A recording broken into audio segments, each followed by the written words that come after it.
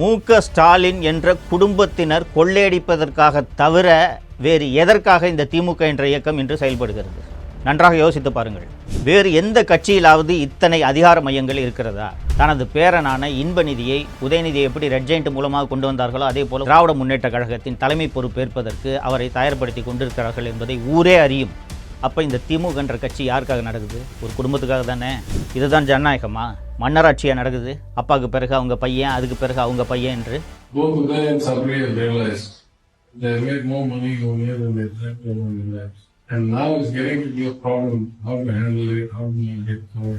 முதல் ஒரு வருடத்திலேயே மாப்பிள்ளை ஒரு 30,000 கோடி, மகன் ஒரு 30,000 கோடி சம்பாதித்து விட்டார்கள் என்று அந்த ஆடியோவில் தெளிவாக திரு தியாகராஜன் குறிப்பிட்டிருந்தார்.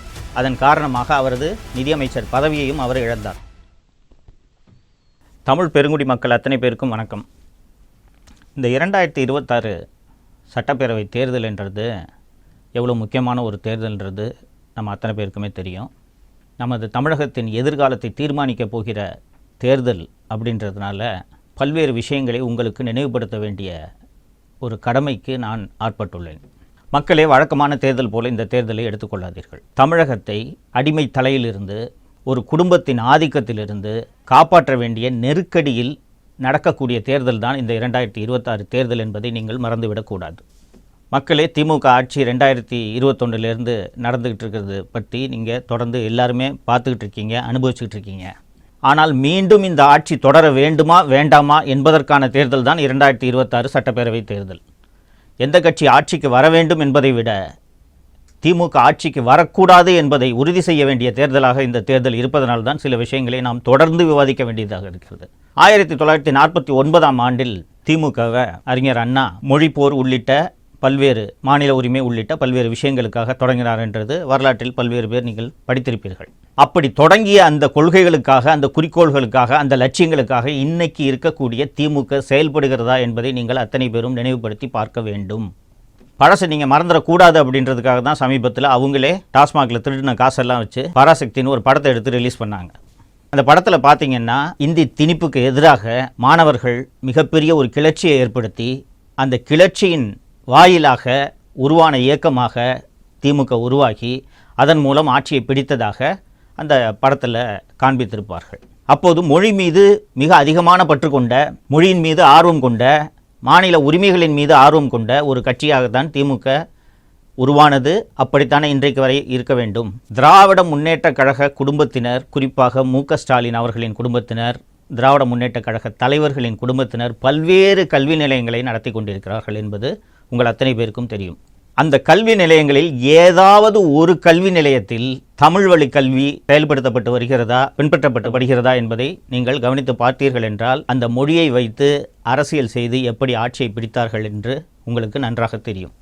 தோழர்களே, அறிஞர் அண்ணா எந்த லட்சியங்களுக்காக தொடங்கினாரோ அந்த லட்சியங்கள் எல்லாம் நீர்த்து போய் இன்றைக்கு இருக்கக்கூடிய திராவிட முன்னேற்ற கழகம் ஒரே ஒரு குடும்பத்திற்காக மட்டும்தான் இயங்குகிறது என்பதை நீங்கள் இந்த 5 ஆண்டுகளில் பார்த்திருப்பீர்கள். இந்த ஆட்சி தொடங்கிய 1-2 ஆண்டுகளில் இந்த ஆட்சியில் நிதியமைச்சராக இருந்த திரு PTR தியாகராஜன் அவர்கள் பேசிய ஒரு 2 ஆடியோ வெளியானது நீங்கள் எல்லாருக்கும் நினைவிருக்கும்னு நினைக்கிறேன்.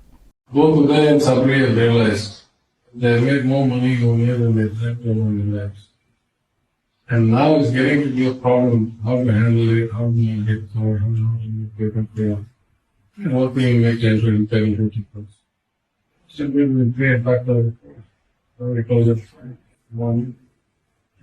I mean, rather than not being effectively without making myself a prostitution. முதல் ஒரு வருடத்திலேயே மாப்பிள்ளை ஒரு 30,000 கோடி, மகன் ஒரு 30,000 கோடி சம்பாதித்து விட்டார்கள் என்று அந்த ஆடியோவில் தெளிவாக திரு தியாகராஜன் குறிப்பிட்டிருந்தார். அதன் காரணமாக அவரது நிதியமைச்சர் பதவியையும் அவர் இழந்தார். தோழர்களே, முதல் வருடத்திலேயே ஒரே வருடத்தில் 60,000 கோடி சம்பாதிச்சிருக்காங்கன்னா இந்த 5 ஆண்டுகளில் இவர்கள் எவ்வளவு கொள்ளையடித்திருப்பார்கள் என்பதை நீங்கள் நினைத்து பார்க்க வேண்டும், ஊகித்து கொள்ள வேண்டும். இன்றைக்கி திராவிட முன்னேற்ற கழகம்ன்ற இந்த கட்சி எதற்காக செயல்படுகிறது என்பதை நீங்கள் சற்றே யோசித்து பார்க்க வேண்டும், அலசி பார்க்க வேண்டும். மு.க. ஸ்டாலின் என்ற குடும்பத்தினர் கொள்ளையடிப்பதற்காக தவிர வேறு எதற்காக இந்த திமுக என்ற இயக்கம் இன்று செயல்படுகிறது? நன்றாக யோசித்து பாருங்கள். வேறு எந்த கட்சியிலாவது இத்தனை அதிகார மையங்கள் இருக்கிறதா? ஸ்டாலின், அவரது மனைவி திருமதி துர்கா ஸ்டாலின், அவரது தம்பி ராஜமூர்த்தி, ஸ்டாலினின் மகள் செந்தாமரை, மருமகன் சபரீசன், மகன் உதயநிதி, அவரது மனைவி திருமதி கிருத்திகா, இவர்களின் நண்பர்கள் என்று எத்தனை அதிகார மட்டங்கள் இந்த அரசில் இந்த 5 ஆண்டுகளாக செயல்பட்டு கொண்டிருக்கின்றன. இத்தனை அதிகார மையங்களை வைத்துக்கொண்டு ஒரு ஆட்சி நடைபெற்றால் அது எத்தகைய அலங்கோல ஆட்சியாக இருக்கும் என்பதைத்தான் இந்த 5 ஆண்டுகளாக நாம் பார்த்து வருகிறோம். இந்த ஆட்சி மீண்டும் தொடர வேண்டுமா என்பதைத்தான் நீங்கள் இந்த தேர்தலில் முடிவு செய்ய போகிறீர்கள். தோழர்களே, எல்லா ஆட்சிகளிலும் குறைகளும் இருக்கும், நிறைகளும் இருக்கும். திமுக ஆட்சியில் வெறும் ஏதோ குறைகளே மட்டும்தான் இருக்கிறது, நிறைகளே இல்லையா என்ற கேள்வி எழும். இவர்கள் அளித்த வாக்குறுதியில் எத்தனை சதவீதத்தை நிறைவேற்றி இருக்கிறார்கள் நன்றாக யோசித்து பாருங்கள். முதல்ல வந்தவுடனே நீட்டுக்கு விலக்களிக்கிறோம், நாங்கள் ரேஷன் கார்டு வைத்திருக்கக்கூடிய அத்தனை பேருக்கும் மாதந்தோறும் 1000 ரூபாய் என்றார்கள். இது போல எண்ணற்ற வாக்குறுதிகளை, போக்குவரத்து தொழிலாளிகளோட நிலுவைத் தொகை வழங்குறது, அரசு ஊழியர்களுக்கு பழைய ஓய்வூதிய திட்டம் வழங்குறது என்று வாக்குறுதிகளை அடுக்கிக் கொண்டே போகலாம். இவர்கள் அளித்த வாக்குறுதியை, இவர்கள் அளித்த தேர்தல் வாக்குறுதிகளில் முழுமையாக நிறைவேற்றி இருக்கிறார்களா? இப்போது எந்த தைரியத்தில் மீண்டும் ஒரு தேர்தல் வாக்குறுதி அளிப்பதற்கான ஒரு குழுவை நியமித்திருக்கிறார்கள் என்பது உள்ளபடியே புரியவில்லை. எதிர்க்கட்சி தலைவர் திரு எடப்பாடி பழனிசாமி அவர்கள் பல்வேறு மேடைகளில் அடிக்கடி குறிப்பிடுவார், நீங்கள் இதை பார்த்திருப்பீர்கள். நான் ஒரு சாதாரண கிளைக்கழக செயலாளர், இன்னைக்கு அதிமுக என்ற ஒரு மாபெரும் இயக்கத்தோட பொதுச் செயலாளராக என்னால் வர முடியுது, திமுகவில் யாராவது வர முடியுமா இது போல என்று ஒரு கேள்வி எழுப்பியிருக்கிறார். நன்றாக யோசித்து பாருங்கள். யாராலாவது இது போல அந்த கட்சியின் தலைவராக இன்று வர முடியுமா? உதயநிதிக்கு என்ன வயசாகுதுங்க? லாயலா காலேஜ் முடிச்சுட்டு ஒரு பிஸ்னஸை ஸ்டார்ட் பண்ணுறாரு. 2007 ரெட் ஜெயண்ட் என்ற ஒரு திரைப்பட நிறுவனத்தை தொடங்குறாரு. இதை தாண்டி இந்த சமூகத்துக்கு உதயநிதி அவர்களின் பங்களிப்பு என்ன? எடுத்த உடனே 2021 எம்எல்ஏ ஆக்குறாங்க. கொஞ்ச நாளில் அமைச்சரானோடனே மூத்த அமைச்சர்களுக்கெல்லாம் மேலே கேபினெட்டில் அவரோட ரேங்க்கு. அதுவும் போதாதென்று துணை முதலமைச்சர், தங்கை மக்களவை எம்பி மட்டுமல்லாமல் மக்களவையின் திமுக கட்சியின் தலைவர், மருமகன் ஒரு மிகப்பெரிய அதிகார மையம், மனைவி, மகன், மகள் என்று அத்தனை பேரும் அதிகார மையம். இதெல்லாம் போதாதென்று தனது பேரனான இன்பநிதியை, உதயநிதியை எப்படி ரெட் ஜெயண்ட் மூலமாக கொண்டு வந்தார்களோ அதே போல திராவிட முன்னேற்ற கழகத்தின் தலைமை பொறுப்பேற்பதற்கு அவரை தயார்படுத்தி கொண்டிருக்கிறார்கள் என்பதை ஊரே அறியும். அப்போ இந்த திமுக என்ற கட்சி யாருக்காக நடக்குது? ஒரு குடும்பத்துக்காக தானே. அந்த குடும்பம் மீண்டும் மீண்டும் கொள்ளையடிப்பதை, அந்த கொள்ளையடிப்பதை நாம் சொல்லல, அவங்க கட்சியோட அமைச்சரே தெளிவாக பேசியிருக்கிறார் என்பதை நாம் பார்த்திருக்கிறோம். ஸோ திமுக என்ற அந்த குடும்பம், மு.க. ஸ்டாலினின் குடும்பம், ஒரு குடும்பம் மீண்டும் தமிழகத்தை கொள்ளையடிப்பதற்காக இந்த தேர்தலில் திமுகவுக்கு வாக்களிக்க வேண்டுமா என்பதை நீங்கள் அத்தனை பேரும் நன்றாக சிந்தித்து பார்க்க வேண்டும். இதுதான் ஜனநாயகமா? மன்னராட்சியாக நடக்குது. அப்பாவுக்கு பிறகு அவங்க பையன், அதுக்கு பிறகு அவங்க பையன் என்று. இப்போது மீண்டும் திராவிட முன்னேற்ற கழக ஆட்சி அமைந்தால் வேறு யாராவது ஒரு மூத்த தலைவர் முதல்வர் பொறுப்பை ஏற்க முடியுமா? அல்லது திமுக தலைவர் பொறுப்பை ஏற்க முடியுமா? யோசித்து பாருங்கள். அப்போ திருப்பி இந்த குடும்பம் தானே கொள்ளையடிக்க போகுது. அப்படி இந்த குடும்பம் கொள்ளையடிக்கிறதுக்காக நீங்கள் மீண்டும் உதயசூரியனுக்கு வாக்களிக்க வேண்டுமா என்பதை நன்றாக யோசித்து பாருங்கள். நீங்கள் அளிக்கக்கூடிய வாக்கு திமுக மற்றும் திமுக கூட்டணி கட்சிகளை வீழ்த்துவதாக இருக்க வேண்டும். மாறாக ஒரு மாற்று சக்திக்கு வாக்களிக்கலாம் என்று நினைத்து வாக்களித்தால் மீண்டும் திமுக ஆட்சி தப்பித்தவறி கூட வந்துவிடக்கூடாது என்பதை நீங்கள் மனதில் வைத்து தேர்தல் நாளன்று முடிவெடுக்க வேண்டும் என்பதை அன்போடு கேட்டுக்கொள்கிறேன். இது நாம் மட்டும் இல்லை, நமது சந்ததியினரின் எதிர்காலம் பற்றிய ஒரு தேர்தல். நாளைக்கு நாம் மட்டும் இல்லாமல் நம்ம குழந்தைங்களும் நல்லா இருக்கணும்னு நீங்கள் நினச்சிங்கன்னா சரியான முடிவை இந்த தேர்தலில் நீங்கள் எடுப்பீர்கள் என்ற நம்பிக்கை எனக்கு இருக்கிறது. ஏன்னா திமுக அவரோட சந்ததியை உயர்த்துறதுக்காக அவர்கள் இந்த தேர்தலில் போட்டியிடுகிறார்கள். நாம் நமது சந்ததியை மனதில் வைத்து இந்த தேர்தலில் நல்ல முடிவை எடுக்க வேண்டும். நான் புழல் சிறையில் 1 மாதம் இருந்தபோது என்னோடு தான் இந்த ஆம்ஸ்ட்ராங் வழக்கில் கைது செய்யப்பட்ட குற்றவாளிகள் அத்தனை பேரும் வைக்கப்பட்டிருந்தார்கள். இது ஒரு அரசியல் கொலை. இந்த கொலையில் தமிழக காங்கிரஸ் கமிட்டியின் தலைவர் திரு செல்வ பெருந்தகை சம்பந்தப்பட்டிருக்கிறார். திமுக அமைச்சர் திரு சேகர்பாபு சம்பந்தப்பட்டிருக்கிறார். ஃபர்ஸ்ட் இந்த வழக்கில் முக்கியமாக நம்ம கவனிக்க வேண்டியது, ஆம்ஸ்ட்ராங் அவர்கள் கத்தியாலும் அருவாளாலும் வெட்டப்பட்டார். இதில் துப்பாக்கியை இன்வால்வ்டு. இந்த வழக்கில் மிக மிக முக்கியமான ஒரு நபராக இருக்கக்கூடியவர் தான் இந்த சிசிங் ராஜா. இந்த சிசிங் ராஜாவை ஆந்திராவில் வைத்து கைது செய்து 24 செப்டம்பர் 2024 அன்று காவல்துறையால் கொல்லப்படுகிறார். இந்த படுகொலை சம்பவம் தமிழகத்தையே உலுக்கியது. அன்பான தமிழ் பெருங்குடி மக்களே வணக்கம். 2026 சட்டப்பேரவை தேர்தல் தொடர்பாக நாம் தொடர்ந்து உரையாடிக்கிட்டு வர்றோம். கடந்த 5 ஆண்டு கால திராவிட முன்னேற்றக் கழக திராவிட மாடல் ஆட்சியில் நடந்த பல்வேறு சம்பவங்களை தேர்தல் நேரத்தில் வாக்களிக்கிற நேரத்தில் நாம் மறந்துட்டு தப்பாக போய் மீண்டும் திமுகவுக்கு வாக்களித்து விடக்கூடாது என்பதற்காகத்தான் தொடர்ந்து நான் உங்களோடு உரையாடி கொண்டிருக்கிறேன். அப்படி நாம் நினைவில் கொண்டு வந்து மனதில் வைத்துக்கொண்டு யோசிக்க வேண்டிய ஒரு முக்கியமான சம்பவம் எது என்றால் பகுஜன் சமாஜ் கட்சியின் தமிழக தலைவராக இருந்த திரு ஆம்ஸ்ட்ராங் அவர்களோட படுகொலை. பலருக்கு தெரிஞ்சிருக்கும், சென்னையை தாண்டியும் தமிழகம் முழுக்கவே திரு ஆம்ஸ்ட்ராங் அவர்கள் பிரபலமானவர். குறிப்பாக தலித் மக்கள் மத்தியில் மிகுந்த செல்வாக்கான ஒரு தலைவராக அவர் இருந்தார். அவரால் உதவி பெற்று வழக்கறிஞரான ஏராளமான தலித் இளைஞர்கள், தலித் மக்கள் இன்றும் சென்னையின் பல்வேறு நீதிமன்றங்களில் வழக்கறிஞர்களாக பணியாற்றி கொண்டிருக்கிறார்கள். ஒரு ட்ரஸ்ட் ஒன்று அமைச்சு நடத்திக்கிட்டு இருந்தார். பௌத்த மதத்தை தழுவியவர், பௌத்தத்தை பின்பற்றக்கூடியவர். இப்படிப்பட்ட ஆம்ஸ்ட்ராங் அவர்கள் 5 ஜூலை 2024 அன்று அவரோட வீட்டுக்கு பக்கத்திலேயே ரவுடிகளால் படுகொலை செய்யப்பட்டார். இந்த படுகொலை சம்பவம் தமிழகத்தையே உலுக்கியது. இந்த படுகொலை இது தொடர்பான விவகாரங்களுக்குள்ளெல்லாம் இதோட பின்னணி இதுக்குள்ளெல்லாம் போகிறதுக்கு முன்னாடி தமிழக அரசு அதை எப்படி கையாண்டதுன்றதை பார்க்கணும். சமூக நீதி அரசு என்று இந்த திமுக அரசு சொல்லிக் கொள்கிறது. அந்த ஆம்ஸ்ட்ராங் குடும்பத்தினர், ஆம்ஸ்ட்ராங் அவர்களின் மனைவி திருமதி பொற்கொடி கேட்டது என்னன்னா, அவருடைய அலுவலகம், அவர் ஒரு சட்ட உதவி அலுவலகம் வைத்திருக்கிறார் பெரம்பூரில். அந்த அலுவலகத்திற்கு பக்கத்திலேயே திரு ஆம்ஸ்ட்ராங் அவர்களை புதைக்க வேண்டும் என்று ஒரு கோரிக்கை வைத்தார்கள். தமிழக அரசு மிக கடுமையாக அதை மறுத்ததோடு அல்லாமல் அங்கிருந்து 30 கிலோமீட்டர் தள்ளி திருவள்ளூர் மாவட்டத்தில் அது ஒரு பெரிய இடுக்கு, அங்கே அந்த முதலாண்டு நினைவிடத்துக்கு போகிறதுக்கு அவ்வளோ கஷ்டப்பட்டோம். அந்த இடத்தில் தான் திரு ஆம்ஸ்ட்ராங் அவர்களை புதைக்க வேண்டும் என்று தமிழக அரசு உத்தரவிட்டு அங்கே தான் புதைக்கப்பட்டார். இந்த ஆம்ஸ்ட்ராங் அவர்களோட படுகொலை என்ன பின்னணி, யார் இதை செய்திருப்பார்கள் என்று பல்வேறு சந்தேகங்கள் எழுப்பப்பட்டன. பகுஜன் சமாஜ் கட்சியின் தேசிய தலைவராக இருக்கக்கூடிய செல்வி மாயாவதி அவர்களே தமிழகம் வந்து ஆம்ஸ்ட்ராங் அவர்களின் நினைவேந்தலில் கலந்து கொண்டு இந்த வழக்கை சிபிஐ விசாரணைக்கு உத்தரவிட வேண்டும் என்று ஒரு கோரிக்கையை தமிழக முதல்வரிடம் வைத்துவிட்டு போனார். அது மட்டுமல்லாமல் இயக்குனர் ப. ரஞ்சித் உள்ளிட்ட பல்வேறு நபர்கள், பொதுமக்களும் இந்த கொலையை சிபிஐ விசாரணைக்கு உத்தரவிட வேண்டும், சிபிஐயிடம் ஒப்படைக்க வேண்டும் என்று கோரிக்கை வைத்தனர். தமிழக அரசுக்கோ தமிழக காவல்துறை அதிகாரிகளுக்கோ இந்த வழக்கில் உண்மையை கண்டுபிடிக்க வேண்டும் என்ற எண்ணம் இருந்திருந்தால் பேசாமல் சிபிஐட்டே இதை ஒப்படைச்சிட்டு போயிருந்திருக்கலாம். ஏன்னா பிரச்சனை இல்லை, யார் உண்மையான குற்றவாளிகளோ அவர்களை சிபிஐ கண்டுபிடிக்க போகிறார்கள். ஆனால் நடந்தது, அதற்கு பிறகு நடந்த பல்வேறு சம்பவங்களை நீங்கள் தொடர்ச்சியாக பார்த்தால் இந்த வழக்கில் இருக்கக்கூடிய உண்மை குற்றவாளிகளை தப்பிக்க வைக்க வேண்டும் என்பதற்காகவே இந்த வழக்கின் புலன் விசாரணை நடைபெற்று வருகிறது என்று பல்வேறு சம்பவங்கள் நமக்கு உணர்த்துகின்றன. இந்த படுகொலை சம்பவம் நடந்த உடனே ஒரு சில மணி நேரங்களிலேயே கொஞ்சம் பேர், ஒரு 4-5 பேர் போய் அண்ணா நகர் காவல் நிலையத்தில் சரணடைந்தார்கள். ஒரு வழக்கறிஞர் போய் அவங்கள சரணடை வைக்கிறாரு. அந்த வழக்கறிஞரையும் இந்த வழக்கில் குற்றவாளியாக சேர்க்குறாங்க.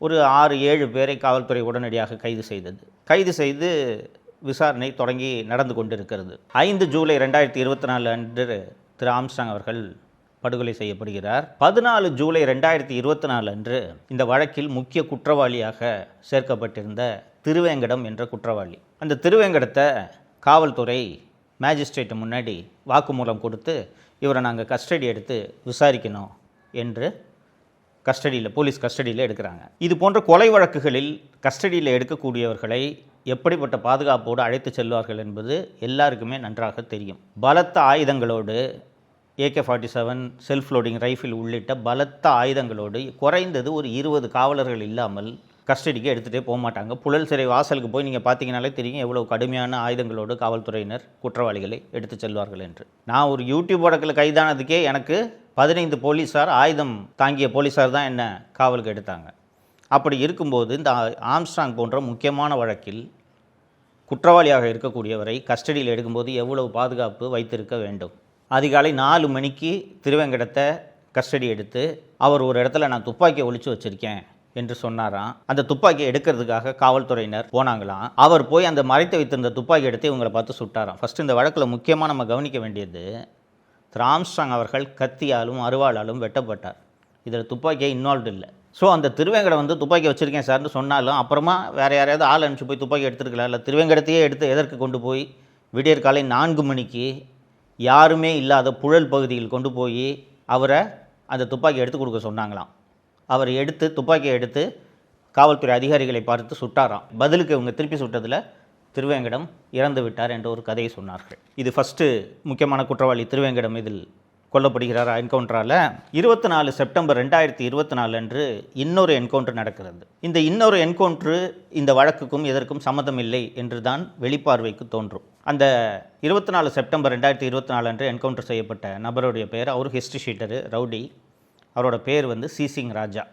நான் புழல் சிறையில் ஒரு மாதம் சென்னை சிறையில் இருந்தபோது என்னோடு தான் இந்த ஆம்ஸ்ட்ராங் வழக்கில் கைது செய்யப்பட்ட குற்றவாளிகள் அத்தனை பேரும் வைக்கப்பட்டிருந்தார்கள். அவர்களோடு பேசிக் கொண்டிருந்த போது தான் அவர்கள் அந்த விஷயத்தை சொன்னார்கள். இந்த வழக்கில் மிக மிக முக்கியமான ஒரு நபராக இருக்கக்கூடியவர் தான் இந்த சிசிங் ராஜா. இந்த சிசிங் ராஜாவுக்கு தான் திராவிட முன்னேற்ற கழகத்தில் அமைச்சராக இருக்கக்கூடிய திரு சேகர்பாபு அவர்களுக்கும் தமிழ்நாடு காங்கிரஸ் கமிட்டியின் தலைவராக இருக்கக்கூடிய திரு செல்வ பெருந்தகை அவர்களுக்கும் இந்த வழக்கில் எவ்வளவு தொடர்பு இருக்கிறது என்ற விவரம் அறிந்த ஒரே நபர் சிசிங் ராஜா. இந்த சிசிங் ராஜாவை ஆந்திராவில் வைத்து கைது செய்து கொண்டு வரும் வழியில் அவரும் ஆயுதத்தை எடுத்து காவல்துறையினரை தாக்க முயன்று பதிலுக்கு இவங்க சுட்டதில் சிசிங் ராஜா 24 செப்டம்பர் 2024 அன்று காவல்துறையால் கொல்லப்படுகிறார். வழக்கை சிபிஐக்கு மாற்ற வேண்டும் என்று யாராவது நீதிமன்றத்தை அணுக வேண்டும். யாருமே அணுகல. கடைசியாக கிட்டத்தட்ட இந்த கொலை சம்பவம் நடந்து ஒரு வருடம் கழிந்த பிறகு ஜூலை 2025 திரு ஆம்ஸ்ட்ராங் அவர்களுடைய தம்பி இமானுவேல் அவர்கள் சென்னை உயர்நீதிமன்றத்தில் ஒரு வழக்கு தாக்கல் செய்கிறார். இதுக்கு நடுவில்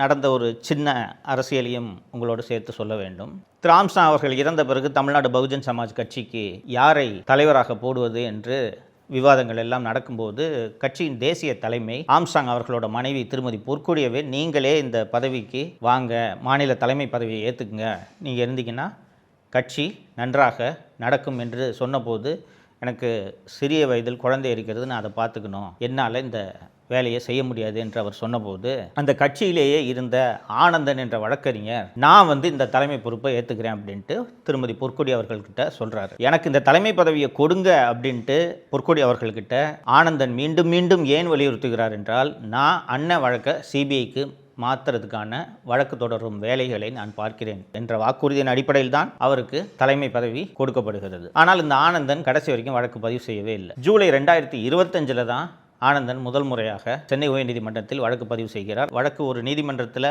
வழக்கை சிபிஐக்கு மாற்ற வேண்டும் என்றால் எவ்வளவு தயாரிப்பு வேலைகளை செய்ய வேண்டும் என்பது நம்ம எல்லாருக்கும் தெரியும். ஆனால் இந்த வழக்கில் உரிய முறையில் தயாரிப்பு வேலைகள்லாம் எதுவுமே செய்யாமல் அவசர கோலத்தில் ChatGPTயில் ரெடி பண்ணி ஒரு பெட்டிஷனை தப்பும் தவறுமாக ஒரு மனு சென்னை உயர்நீதிமன்றத்தில் தாக்கல் செய்யப்படுகிறது. சென்னை உயர்நீதிமன்றம் அந்த வழக்கை விசாரித்து விட்டு இந்த மனுவில் இருக்கக்கூடிய குறைபாடுகள் எல்லாம் பார்த்துட்டு, நீங்கள் இந்த வழக்கு தொடர்பான கோப்புகளை கொண்டு வாருங்கள், இதற்குள் இந்த வழக்கில் குற்றப்பத்திரிகையை அவசரமாக சென்னை காவல்துறை தாக்கல் செய்து விடுகிறது. இவர்கள் தான் குற்றவாளிகள், வேறு ஒரு கொலைக்கு பழி வாங்கிறதுக்கு தான் ஆம்ஸ்ட்ராங் இந்த கொலை நடந்திருக்கிறதுன்ட்டு அவசரமாக இவர்கள் நினைத்தவர்களை குற்றவாளிகளாக்கி அவர்கள் அத்தனை பேர் மீதும் குண்டர் சட்டத்தை பாய்ச்சி சிறையில் அடைத்து விடுகின்றனர். இது முடிஞ்ச பிறகு சென்னை உயர்நீதிமன்றம் காவல்துறைகிட்டேருந்து இந்த வழக்கு கோப்புகளை எல்லாம் கொண்டு வாங்கன்ட்டு வாங்கி ஒன்று ஆராயும் போது அடிப்படையான விசாரணையை கூட இவர்கள் சரியாக செய்யவில்லை என்பதை சென்னை உயர்நீதிமன்றம் புரிந்து கொள்கிறது. சென்னை உயர்நீதிமன்றம் சென்னை மாநகர காவல்துறையின் அனைத்து கோப்புகளையும் ஆராய்ந்து பார்த்துவிட்டு 24 செப்டம்பர் 2025 அன்று சென்னை உயர்நீதிமன்றம் இந்த வழக்கை சிபிஐக்கு மாற்றி உத்தரவிடுகிறது. இப்போ ஒரு உயர்நீதிமன்றம் ஒரு வழக்கை சிபிஐக்கு மாற்றி உத்தரவிட்டால் காவல்துறை செய்ய வேண்டியது என்ன? கோப்புகளை சிபிஐயிடம் ஒப்படைக்க வேண்டும். அந்த மாற்றும் போது சென்னை உயர்நீதிமன்றம் கூடுதலாக ஒரு உத்தரவை பிறப்பித்தது. அது என்னவென்றால், ஏற்கனவே காவல்துறை விசாரணை முடித்து குற்றப்பத்திரிகை தாக்கல் செய்திருந்தார்கள் என்று சொன்னேன் அல்லவா, அந்த குற்றப்பத்திரிகையை ரத்தும் செய்து சென்னை உயர்நீதிமன்றம் உத்தரவிட்டது. ஸோ உடனடியாக காவல்துறை என்ன பண்ணணும்னா, அந்த வழக்கு கோப்புகளை சிபிஐட்ட ஹேண்ட் ஓவர் பண்ணி அவர்கள் தங்களது விசாரணையை தொடர்வதற்கு உதவி செய்ய வேண்டும். இதுதான் ஹைகோர்ட் உத்தரவு போட்டுச்சுன்னா உடனே அதை செய்கிறது தான் ஒரு காவல்துறையோட கடமை, அரசு துறையோட கடமை. மாறாக ஒரு கோப்பை கூட சென்னை காவல்துறை சிபிஐயிடம் ஒப்படைக்கவில்லை. சென்னை உயர்நீதிமன்றம் உத்தரவு பிறப்பித்திருக்கிறது, இது தொடர்பான வழக்கு கோப்புகளை நீங்கள் எங்களுக்கு கொடுக்க வேண்டும் என்று சிபிஐயும் சென்னை மாநகர காவல்துறைக்கு கடிதமும் எழுதிவிட்டது. அதற்கு பிறகும் இவர்கள் கோப்புகளை ஒப்படைக்கவில்லை. இந்த நிலையில் நவம்பர் 2025 தமிழக அரசு பல லட்சம் ரூபாய் செலவு செய்து மூத்த வழக்கறிஞர்களை நியமித்து உச்சநீதிமன்றத்தில் இந்த வழக்கு சிபிஐக்கு செல்வதற்கு உயர்நீதிமன்றம் போட்ட உத்தரவை தடையாணை பெற்றுள்ளனர். இதில் நாம் யோசிக்க வேண்டியது என்னன்னா, பகுஜன் சமாஜ் கட்சியை சேர்ந்தவர்களும் சொல்கிறார்கள், பல்வேறு பொதுமக்களும் சொல்கிறார்கள், திரு ஆம்ஸ்ட்ராங் அவர்களின் மனைவி திருமதி பொற்கொடி அவர்களே சொல்கிறார், இது ஒரு அரசியல் கொலை. இந்த கொலையில் தமிழக காங்கிரஸ் கமிட்டியின் தலைவர் திரு செல்வப்பெருந்தகை சம்பந்தப்பட்டிருக்கிறார், திமுக அமைச்சர் திரு சேகர்பாபு சம்பந்தப்பட்டிருக்கிறார். இவை அனைத்தையும் விசாரிக்க வேண்டும் என்றால் சிபிஐ தான் இந்த விசாரணையை நடத்த வேண்டும் என்று இவ்வளவு பேர் கோரிக்கை வைத்த பிறகும் சிபிஐ விசாரணைக்கு இதை அனுப்பவே மாட்டேன் என்று தமிழக அரசு பிடிவாதம் பிடிப்பதன் மர்மம் என்ன? இந்த மர்மம் இப்போதைக்கு விலகாது. ஏன்னா தமிழக அரசு தப்பித்தவறி கூட இந்த வழக்கில் நியாயமான விசாரணை நடைபெற விடாது. ஏன்னா கஸ்டடியில் இருக்கும்போது தூக்கிட்டு போய் இத்தனை பேர் என்கவுண்டர் பண்ணுறாங்கன்னாலே உங்களுக்கு இதோட நோக்கம் என்னன்றது தெரியும். இந்த ஆம்ஸ்ட்ராங் கொலை வழக்கில் சம்பந்தப்பட்டவர்கள் தண்டிக்கப்பட வேண்டும் என்றால் ஆட்சி மாற்றம் ஒன்றுதான் அதற்கு வழிவகுக்கும். தமிழகத்தில் திரு ஆம்ஸ்ட்ராங் அவர்களை நேசிக்கக்கூடிய அத்தனை பேரும் ஆம்ஸ்ட்ராங் அவர்களின் கொலை வழக்கை மூடி மறைப்பதற்கு திமுக அரசு என்னென்னவெல்லாம் செய்தது என்பதை வாக்குச்சாவடிக்கு நீங்கள் செல்லும் போது நினைவில் வைத்துக்கொண்டு வாக்களியுங்கள். திரு எடப்பாடி பழனிசாமி அவர்கள் பல்வேறு பிரச்சார கூட்டங்களில் பேசும்போது இந்த ஆம்ஸ்ட்ராங் கொலை வழக்கில் சம்பந்தப்பட்டவர்கள் அத்தனை பேரும் கைது செய்யப்படுவார்கள், உண்மை வெளியே வரும், நியாயமான விசாரணை நடக்கும் என்பதை பல்வேறு கூட்டங்களில் வாக்குறுதியாகவே அளித்துள்ளார் என்பதை நீங்கள் நினைவுபடுத்தி பார்க்க வேண்டும். ஸோ இந்த வழக்கில் உண்மை வெளியே வர வேண்டும் என்றால் என்ன செய்ய வேண்டும் என்பதை நினைவில் வைத்துக் கொள்ளுங்கள். திருச்சியைச் சேர்ந்த செதார் மற்றும் தனலட்சுமி ஸ்ரீனிவாசன் ஆகிய 2 மருத்துவக் கல்லூரிகளும் கிட்னி திருட்டில் ஈடுபடுகிறது என்ற தகவல் ஆகஸ்ட் 2025 ஊடகங்களில் வெளிவருகிறது. சுகாதாரத்துறை அமைச்சர் திரு மா சுப்பிரமணியம் அவர்கள் ஒரு விளக்கத்தை கொடுத்தாரு பாருங்க. அதாவது மனித உறுப்புகள் திருடுறாங்க அப்படின்னார். திருடுங்கிறது யாரையாவது ஒருத்தர் தெரியாதனமா போய் படுக்க வச்சு அவருக்கு தெரியாம கிட்னியோ லிவரோ எடுத்தா அதுக்கு பேர் திருட்டு. இது முறைகேடு. இது கிட்னி திருட்டு அல்ல, கிட்னி முறைகேடு. ரெண்டுக்கும் என்னையா வித்தியாசம்? திராவிட முன்னேற்ற கழகத்தின் மணச்சநல்லூர் எம்எல்ஏ கதிரவன், நான் ரோல்ஸ் ராய்ஸ் கார் வாங்கணும்னா ஊரில் இருக்கிற அத்தனை பேரோட கிட்னியை திருடினா தான் முடியும். எங்க அப்பாவோட ரோல்ஸ் ராய்ஸ் காரோட விலை தெரியுமா? அது 14.5 கோடி. 2 லட்ச ரூபான்னு வச்சுக்கிட்டா எப்ப நான் ரோல்ஸ் ராய்ஸ் பண்றது? திருப்பூட்டூர்ல இருக்க எல்லா கிட்னியும் தானமாக பெறுபவர் அந்த கிட்னிக்கு கொடுக்கக்கூடிய தொகை எவ்வளவு தெரியுமா? 80 லட்சம் முதல் 1 கோடி. எஃப்ஐஆர் போடுறது தானே, ஆனால் தமிழக அரசு எஃப்ஐஆர் போடவில்லை. வணக்கம் தமிழ் பெருங்குடி மக்களே. 26 சட்டப்பேரவை தேர்தல் தமிழகத்தின் எதிர்காலத்தை முடிவு செய்யக்கூடிய தேர்தல். ஒரு குடும்பம் கொள்ளையடிப்பதற்கான அதிகாரத்தை நீங்கள் மீண்டும் அந்த குடும்பத்திற்கு அளிக்க வேண்டுமா என்பதை முடிவு செய்ய வேண்டிய தேர்தல். 10-15 கட்சி கூட்டணிகளை வைத்துக்கொண்டு நாங்கள் ஒற்றுமையாக இருக்கிறோம், எங்கள் ஆட்சியில் பல சாதனைகளை செய்திருக்கிறோம், மக்களுக்கு பணத்தை வாரி தந்திருக்கிறோம், பல்வேறு திட்டங்களை வகுத்திருக்கிறோம் என்றெல்லாம் ஆசை வார்த்தைகளை கூறிக்கொண்டு உங்கள் முன்னால் வருவார்கள். ஆனால் கடந்த 5 ஆண்டுகளில் இந்த ஆட்சியில் என்னென்ன நடந்தது என்பதை நீங்கள் யோசித்து பார்த்து சிந்தித்து மீண்டும் இந்த திமுக ஆட்சி வர வேண்டுமா என்பதை மனதில் வைத்து வாக்களிக்க வேண்டும் என்பதற்காகத்தான் தொடர்ந்து உங்களோடு நான் உரையாடி கொண்டிருக்கிறேன். தமிழ் சமூகம் ஒரு அறிவார்ந்த சமூகம் என்பதை நான் தொடர்ந்து பல இடங்களில் வலியுறுத்தி கொண்டிருக்கிறேன். கீழடியில் கிடைத்த கல்வெட்டுகளின்படி 3000 ஆண்டுகளுக்கு முன்பு எழுத்தறிவு பெற்ற சமூகம் இந்த சமூகம். இந்த சமூகம் 2021 தேர்தலில் ஒரு முறை ஏமாந்து இந்த குடும்பத்திற்கு வாக்களித்து விட்டது. மீண்டும் இந்த சமூகம் இந்த திராவிட மாயை என்பதை நம்பி ஏமாந்து இந்த குடும்பம் கொள்ளையடிப்பதற்கான ஒரு வாய்ப்பை கொடுத்துவிடக்கூடாது என்பதற்காகத்தான் இந்த அவலாட்சியில் நடந்த சம்பவங்களை பற்றியெல்லாம் தொடர்ந்து நாம் விவாதித்து கொண்டிருக்கிறோம். தோழர்களே, செய்தித்தாளெல்லாம் பார்த்துருப்பீங்க, கிட்னி திருட்டு அப்படின்ற இந்த விவகாரம் செய்தித்தாளில் பார்த்துருப்பீங்க. தெலுங்கானா, மகாராஷ்டிரா, கர்நாடகா போல பல்வேறு மாநிலங்களில் இந்த கிட்னி முறைகேடு நடக்கிறது. இந்த கிட்னி முறைகேடு ஏன் நடக்கிறது அப்படின்ட்டு நம்ம யோசித்து பார்த்தோம்னா நமக்கு ஒரு தெளிவு கிடைக்கும். நிறைய பேருக்கு இந்த கிட்னி ஃபெயிலியர் வரும், பல்வேறு காரணங்களுக்காக 2 சிறுநீரகங்களும் செயலிழந்து விடும். அப்போ அந்த யாராவது ஒருவர் அவருடைய உடலுக்கும் அவருடைய அந்த இரத்த டைப்புக்கும் பொருத்தமான ஒரு நபர் எனது ஒரு கிட்னியை நான் தானமாக கொடுக்கிறேன் என்று கொடுத்து அந்த கிட்னியை பொருத்திக்கிட்டான்னா அவர்கள் சில ஆண்டுகள் உயிர் வாழலாம், தொடர்ந்து உயிர் வாழலாம். சரிங்களா? பெரிய பணக்காரங்களாக இருப்பாங்க, பெரிய ஏகப்பட்ட கோடிக்கணக்கில் சொத்து இருக்கும். ஆனால் குடும்பத்தை சேர்ந்த ஒருவரும் கிட்னியை தானமாக தர வரமாட்டார்கள். அப்போ ஒரு பெரிய பணக்காரங்களாக இருந்துட்டு குடும்பத்தில் யாரும் கிட்னி தானம் பண்ணலன்றதுக்காக செத்து போகலான்ட்டு எந்த பணக்காரங்களாவது முடிவெடுப்பாங்களா? ஸோ என்ன பண்ணுவாங்கன்னா, எப்படியாவது இந்த உடலுக்கு பொருத்தமான கிட்னியை தானமாக கொடுக்க ஒருவரை தயார் செய்வார்கள். சில ஆண்டுகளுக்கு முன்பு இதுபோல ஏகப்பட்ட கிட்னி முறைகேடுகள் நடக்கிறது என்பதனால் தமிழக அரசும் மத்திய அரசும் சில சட்டங்களை கொண்டு வந்து அதன்படி ஒருவருக்கு கிட்னி தேவையாக இருந்தால் அவர் இதற்கென்று இருக்கக்கூடிய ஒரு ரெஜிஸ்டர் ஒரு டேட்டா இருக்குது, அந்த டேட்டாவில் பதிவு பண்ணிடணும். பதிவு பண்ண பிறகு அதில் உறவினர்களோட கிட்னிக்கு தான் ஃபஸ்ட்டு ப்ரிஃபரன்ஸு. தேர்டு பார்ட்டி ஒருத்தர் சம்மந்தம் இல்லாத, இரத்த சம்மந்தம் இல்லாத யாராவது ஒருவர் கிட்னியை தானமாக கொடுக்குறார் என்றால் அதற்கென்று சில ப்ரொசீஜர்ஸ் இருக்குது.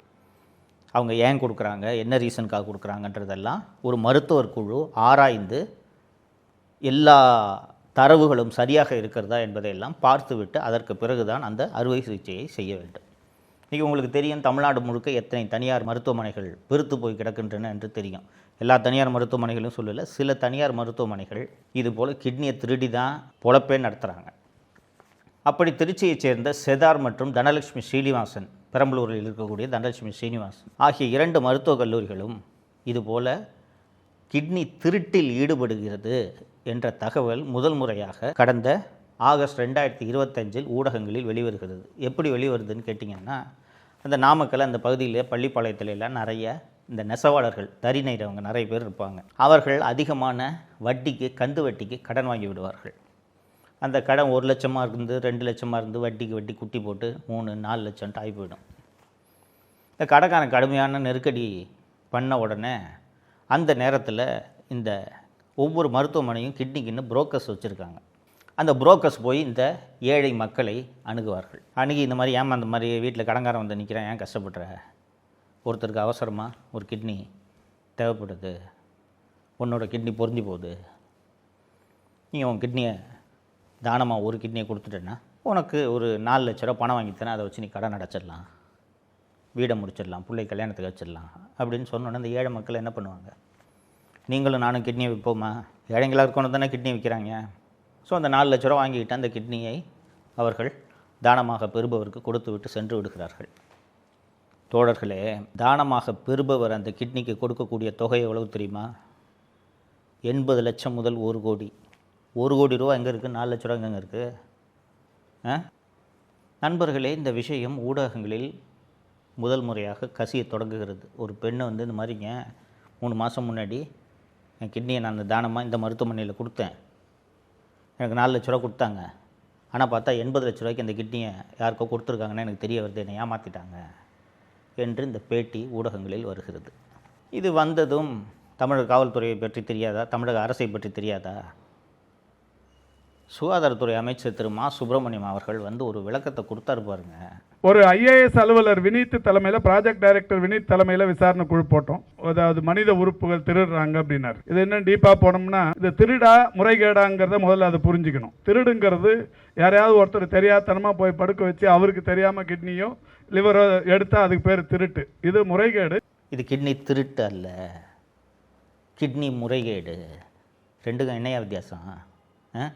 இது திருட்டு அல்ல, முறைகேடு. நாங்கள் இதை விசாரிக்கிறதுக்கு ஒரு மருத்துவ குழுவை அமைக்கிறோம் என்று ஒரு ஐஏஎஸ் ஆஃபீஸர் மற்றும் மூத்த மருத்துவர்கள் தலைமையில் ஒரு குழுவை அமைக்கிறார்கள். அந்த குழு போய் செதார் மருத்துவமனை மற்றும் தனலட்சுமி ஸ்ரீனிவாசன் மருத்துவமனை ஆகிய 2 மருத்துவமனைகளிலும் நடந்த அந்த கிட்னி மாற்று ஆப்ரேஷன் எல்லா ஆவணங்களையும் ஆய்வு செய்கிறார்கள். ஆய்வு செய்து அந்த கமிட்டி என்ன அறிக்கை கொடுக்குது தெரியுமா? ஒரு கிட்னி மாற்று, சிறுநீரக மாற்று அறுவை சிகிச்சை செய்ய வேண்டும் என்றால் இதெல்லாம் ப்ரொசீஜரு, இத்தனை ஸ்க்ரீனிங் கமிட்டி இருக்குது, இவ்வளவு டாக்குமெண்ட்ஸ் இருக்குது, இது எல்லாத்தையும் செக் பண்ணி இது எல்லாமே சரியாக இருந்தால் மட்டும்தான் அறுவை சிகிச்சை செய்ய வேண்டும். ஆனால் இந்த 2 மருத்துவமனைகளும் எந்த நடைமுறையையும் பின்பற்றாமல், எந்த விதிகளையும் பின்பற்றாமல் அவங்க இஷ்டத்துக்கு சிறுநீரக மாற்று அறுவை சிகிச்சை செய்திருக்கிறார்கள் அப்படின்னு சொல்லிட்டாங்க. இது தமிழக அரசு அமைத்த குழு. இது போன்ற ஒரு தமிழக அரசு அமைத்த ஒரு மருத்துவ குழு, ஐஏஎஸ் அதிகாரி தலைமையிலான ஒரு குழு ஒரு அறிக்கை கொடுத்துட்டோன்னா இதோட அடுத்த கட்டம் என்னங்க? எஃப்ஐஆர் போடுறது தானே. ஆனால் தமிழக அரசு எஃப்ஐஆர் போடவில்லை. நான் ஏற்கனவே குறிப்பிட்ட கர்நாடகா, ஆந்திரா, தெலுங்கானா போன்ற மாநிலங்களில் இது போன்ற கிட்னி திருட்டு நடந்த போதெல்லாம் கடுமையான நடவடிக்கைகள் எடுத்திருக்கிறார்கள். அந்த சிறுநீரக மாற்று அறுவை சிகிச்சை செய்த மருத்துவர்கள் உள்ளிட்ட அத்தனை பேரையும் கைது செய்திருக்கிறார்கள்.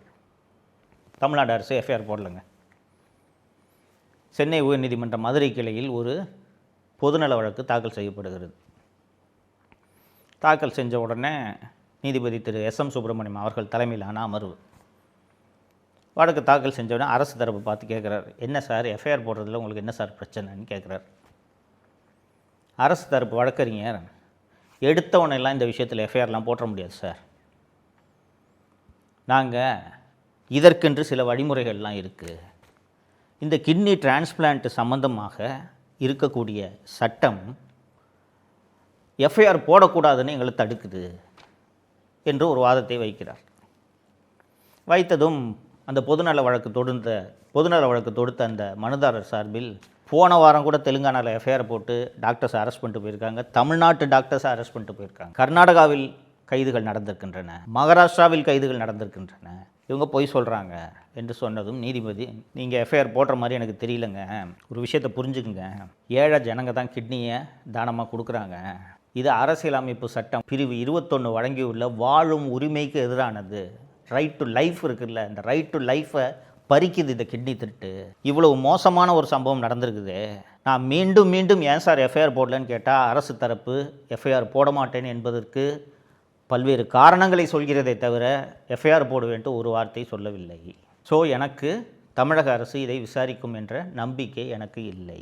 அதனால் உடனடியாக ஒரு சிறப்பு புலனாய்வு குழுவை அமைக்கலாம் என்று இருக்கிறேன். அதனால் தமிழகத்தை சேர்ந்த ஒரு 5 ஐபிஎஸ் அதிகாரிகளின் பட்டியலை கொடுங்கள் என்று காலையில் நீதிபதி அரசு தரப்பில் ஆஜரான மூத்த வழக்கறிஞர் திரு அஜ்மல் கான் அவர்களிடம் சொல்கிறார். மதியம் 2:30 மணிக்கு திரு அஜ்மல் கான் அவர்கள் வருகிறார். வந்துட்டு ஐபிஎஸ் அதிகாரி 5 பேரை தானே கொடுங்கன்னு சொன்னாங்க. அஜ்மல் கான் ஒரு எஸ்பி, ஒரு டிஎஸ்பி, ஒரு இன்ஸ்பெக்டர் பேர் கொடுத்து இந்தாங்க சார் இவங்க விசாரிப்பாங்க அப்படின்னு சொன்ன உடனே நீதிபதிக்கு தெரிஞ்சு போச்சு. ஒரு இன்ஸ்பெக்டரும் டிஎஸ்பியும் கிட்னி திருட்ட விசாரிச்சிட முடியுமா? அதுவும் அந்த தனலட்சுமி ஸ்ரீனிவாசன் மருத்துவமனையின் உரிமையாளர், திராவிட முன்னேற்ற கழகத்தின் மணச்சநல்லூர் எம்எல்ஏ கதிரவன்.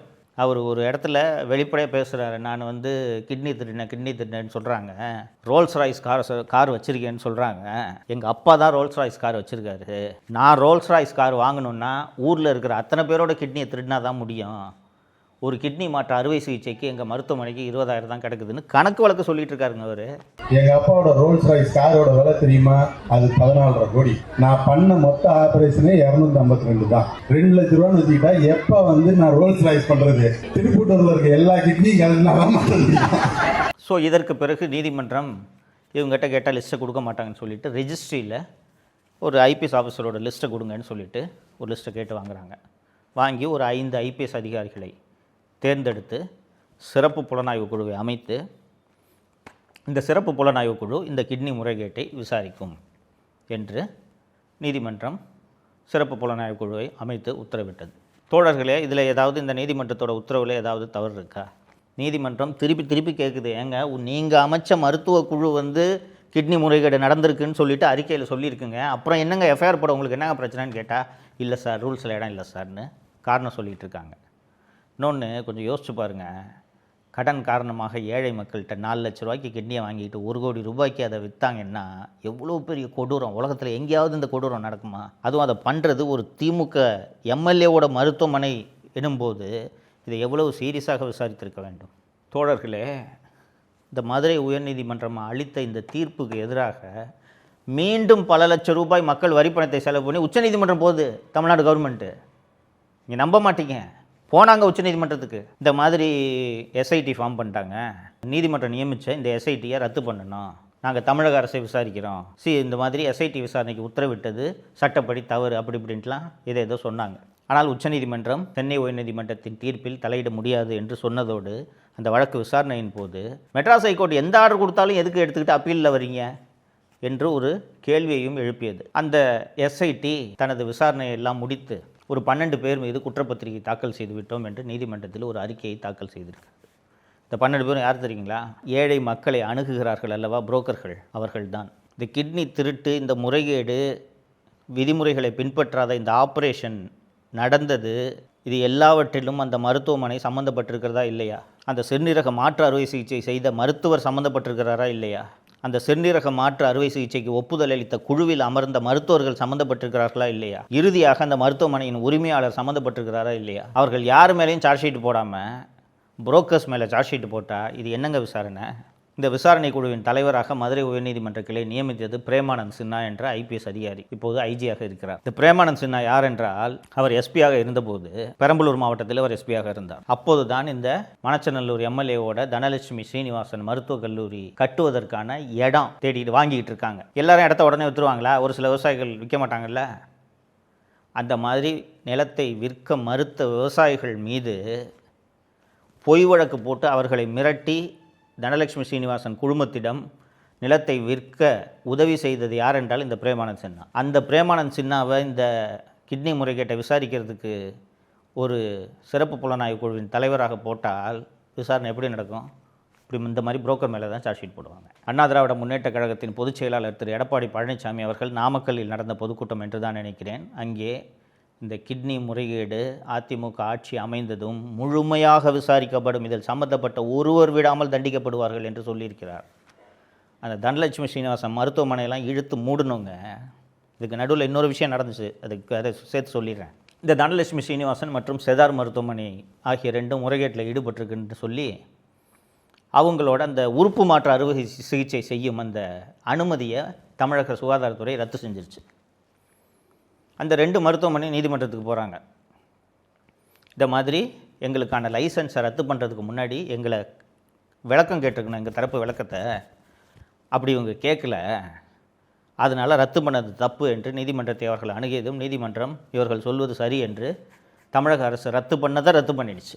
அரசு துறையில் இருக்கக்கூடிய அதிகாரிகள், சட்டம் படித்தவர்கள் அத்தனை பேருக்கும் தெரியும், ஒரு லைசன்ஸை ரத்து பண்ணுறதோ இல்லை ஒரு அனுமதியை ரத்து பண்ணுறதோ இல்லை ஒரு வேலையை ரத்து பண்ணுறதோ எதுவாக இருந்தாலும் ஃபஸ்ட்டு ஷோகாஸ் நோட்டீஸ் கொடுப்பாங்க. உன் தரப்பு விளக்கம் என்னப்பா சொல்லுப்பா அப்படின்ட்டு. ஆனால் இப்படி ஷோகாஸ் கொடுக்காம விளக்கம் கேட்காமல் ரத்து செய்தால் இதை நீதிமன்றம் ரத்து செய்யும் என்று தெரிந்தே இந்த வேலையை தமிழக அரசின் சுகாதாரத்துறை செய்திருக்கிறது. தோழர்களே, ரோடு கான்ட்ராக்டில் திருடலாம், பாலம் கட்டுறதுல திருடலாம், பூங்கா கட்டுறதுல திருடலாம்.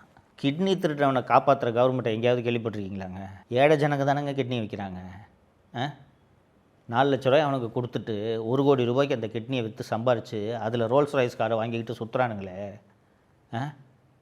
இந்த ஆட்சியாக தொடரணும், யோசித்து முடிவெடுங்கள். இவர்கள் ஆட்சிக்கு வந்ததும் செய்த முதல் வேலை தமிழகத்தில் இந்த 8 வழிச்சாலைக்கு எதிராக நடந்த எல்லா போராட்டங்களின் பின்னணியிலும் திமுக இருந்து தூண்டிவிட்டது. நாங்கள் சேலம் 8 வழிச்சாலையை எதிர்க்கவே இல்லை என்று பச்சையாக பத்திரிகையாளர் சந்திப்பில் போய் சொன்னார். சாலை போடக்கூடாதுன்னு எந்த காலத்திலும் திமுக சொல்லவே இல்லை. அது 8 வழிச்சாலையில் தமிழகமே கொதிச்சு போச்சு. திமுக அரசு கொண்டு வந்த இன்னொரு ரியல் எஸ்டேட் திட்டம் என்னவென்றால் பரந்தூர் விமான நிலையம். வட்டார பகுதிகளில் இருக்கக்கூடிய நிலங்கள் அத்தனையையும் வாங்கி போட்டாங்க. மு.க. ஸ்டாலின் குடும்பம் எத்தகைய பேராசை பிடித்த குடும்பம் என்பதை நீங்கள் நினைவில் வைத்துக்கொண்டு 2026 தேர்தலில் நீங்கள் வாக்களிக்க வேண்டும். ஃபஸ்ட்டு இது கேட்பதற்கு அவமானமாக இல்லையா? கூச்சமே இல்லாமல் தோளில் பச்சை துண்டு போட்டுக்கிட்டு நானும் ஒரு டெல்டாக்காரன்னு எத்தனை முறை முதல்வர் பேசியிருக்கிறார், கவனித்திருக்கிறீர்களா? அதில் நானும் மகிழ்ச்சி அடைகிறேன்னா நானும் ஒரு டெல்டாக்காரன், அந்த அடிப்படையில் நானும் மகிழ்ச்சி அடைகிறேன். வணக்கம் தமிழ் பெருங்குடி மக்களே. அதிமுக ஆட்சியில் முதல்வர் எடப்பாடி பழனிசாமி அவர்கள் சென்னையிலேருந்து சேலத்துக்கு 8 வழிச்சாலைன்னு ஒரு திட்டத்தை அறிமுகப்படுத்தினார். ஒரு பாலமோ சாலையோ தொழிற்சாலையோ அமைப்பதென்றால் அரசு நிலம் கையகப்படுத்த வேண்டும். அப்படி நிலம் கையகப்படுத்த வேண்டிய தேவை இருப்பதன் காரணமாக பல்வேறு பகுதிகளில், குறிப்பாக சேலம், திருவண்ணாமலை உள்ளிட்ட பகுதிகளில் விவசாயிகள் போராட்டம் நடத்தினார்கள். அரசு இத்தனைக்கும் 4 மடங்கு சந்தை விலையை விட 4 மடங்கு விலை கொடுப்பதாக அப்போது அறிவித்திருந்தது. ஆனாலும் அதையும் மீறி கடுமையான போராட்டங்கள் நடைபெற்றன. அந்த போராட்டங்கள், பெரும்பாலான போராட்டங்களை பின்னால் இருந்து தூண்டிவிட்டது திராவிட முன்னேற்ற கழகம். நான் ஏற்கனவே பேசிய வீடியோக்கள்லாம் சொல்லியிருக்கேன். அதிமுக ஆட்சியில் எப்போ பார்த்தாலும் போராட்டம் நடக்கும். என்னென்னா, அதிமுக ஆட்சியில் குறைந்தபட்ச ஜனநாயகம் இருந்தது. போராட்டம் நடத்த அனுமதிச்சாங்க. மக்கள் அவங்களோட குறைகளை வெளிப்படுத்தணும், அதற்கான வாய்ப்பு இருக்கிறது தான் ஜனநாயகம். ஸோ அந்த போராட்டம் நடத்துறதுக்கான அனுமதி அளிக்கப்பட்டது. ஸோ மக்கள் போராட்டம் நடத்தினார்கள், விவசாயிகள் போராட்டம் நடத்தினார்கள். ஸ்டாலின் பச்சை துண்டு போட்டுக்கிட்டு இவரே போய் போராட்டத்தில் கலந்துக்கிறாரு. தமிழகத்தில் இந்த 8 வழிச்சாலைக்கு எதிராக நடந்த எல்லா போராட்டங்களின் பின்னணியிலும் திமுக இருந்து தூண்டிவிட்டது. அப்போ ஆக்சுவலி என்ன நடந்திருக்குன்றது எல்லாம் பின்னால் தான் தெரிந்தது. திமுக கடுமையாக இந்த 8 வழிச்சாலை திட்டத்தை எதிர்த்தது. ஆனால் திமுக எதிர்பார்க்காத ஒரு விஷயம் என்னென்னா, அதிமுக அரசு மக்கள் மற்றும் விவசாயிகளின் எதிர்ப்பை பார்த்துவிட்டு இந்த திட்டத்தை கைவிடும் என்பதை திமுகவினர் எதிர்பார்க்கவில்லை. திருவண்ணாமலை மாவட்டத்தைச் சேர்ந்த இன்று அமைச்சராக இருக்கக்கூடிய திரு ஏவ வேலு அவர்கள் என்ன செய்திருக்கிறார் என்றால், எப்படி இந்த திட்டம் செயல்படுத்தப்படும் சொல்லி திருவண்ணாமலை செய்யாருன்னு அந்த பக்கம் பூரா நிலத்தை வாங்கி போட்டுட்டாங்க. அதிமுக அரசு மக்கள் எதிர்ப்பெல்லாம் பார்த்துட்டு திட்டத்தை கைவிட்டுட்டாங்க, அப்படின்னு தெரிஞ்ச உடனே அந்த திட்டம் வந்தால் தானே நிலம் விலை ஏறும். இந்த ஆட்சி வந்த பிறகு அமைச்சராக இருக்கக்கூடிய திரு ஏவ வேலு அவர்கள் நாங்கள் சேலம் 8 வழிச்சாலையை எதிர்க்கவே இல்லை என்று பச்சையாக பத்திரிகையாளர் சந்திப்பில் போய் சொன்னார். இது நீங்கள் ஊடகங்களில் பார்த்தீங்கன்னா தெரியும், கூகுள் பண்ணி பார்த்தீங்கன்னா தெரியும். நாங்கள் சாலை போடுவதற்கு எதிரிகள் அல்ல, திராவிட முன்னேற்ற கழகம் சாலை போடுவதற்கு எதிரிகள் அல்ல. விவசாயிகளை அழைத்து பேசி அவர்களுக்கு என்ன தேவை என்பதை புரிந்து கொண்டு அந்த பிரச்சனையை தீர்த்துவிட்டு சாலை போடுங்கள் அல்லது மாற்று வழி காணுங்கள். இப்பயும் சட்டமன்றத்தில் எடுத்து நாளைக்கு கூட உங்கள்கிட்ட படிக்கிறேன். இதுதான் திமுகவுடைய கொள்கையாக வச்சிருந்த மொழியை, வேற ஒன்றும் சாலை போடக்கூடாதுன்னு எந்த காலத்திலையும் திமுக சொல்லவே இல்லை. அது 8 வழி சாலையில் இதுபோல் திருவண்ணாமலையில் செய்யாறு பகுதியில் சிப்காட் தமிழ்நாட்டின் அந்த தொழில் முன்னேற்ற பொதுத்துறை நிறுவனம் அங்கே ஒரு தொழிற்பூங்கா அமைப்பதற்கு சிப்காட்டில் நிலங்களை கையகப்படுத்துகிறது. மேல்மா, செய்யாறு உள்ளிட்ட அந்த பகுதிகளைச் சேர்ந்த விவசாயிகள், கிராமப்புற மக்கள் இந்த எங்களது விவசாய நிலங்களை எடுக்கக்கூடாது என்று கடுமையான எதிர்ப்பை தெரிவிக்கின்றனர், போராட்டம் நடத்துகின்றனர்.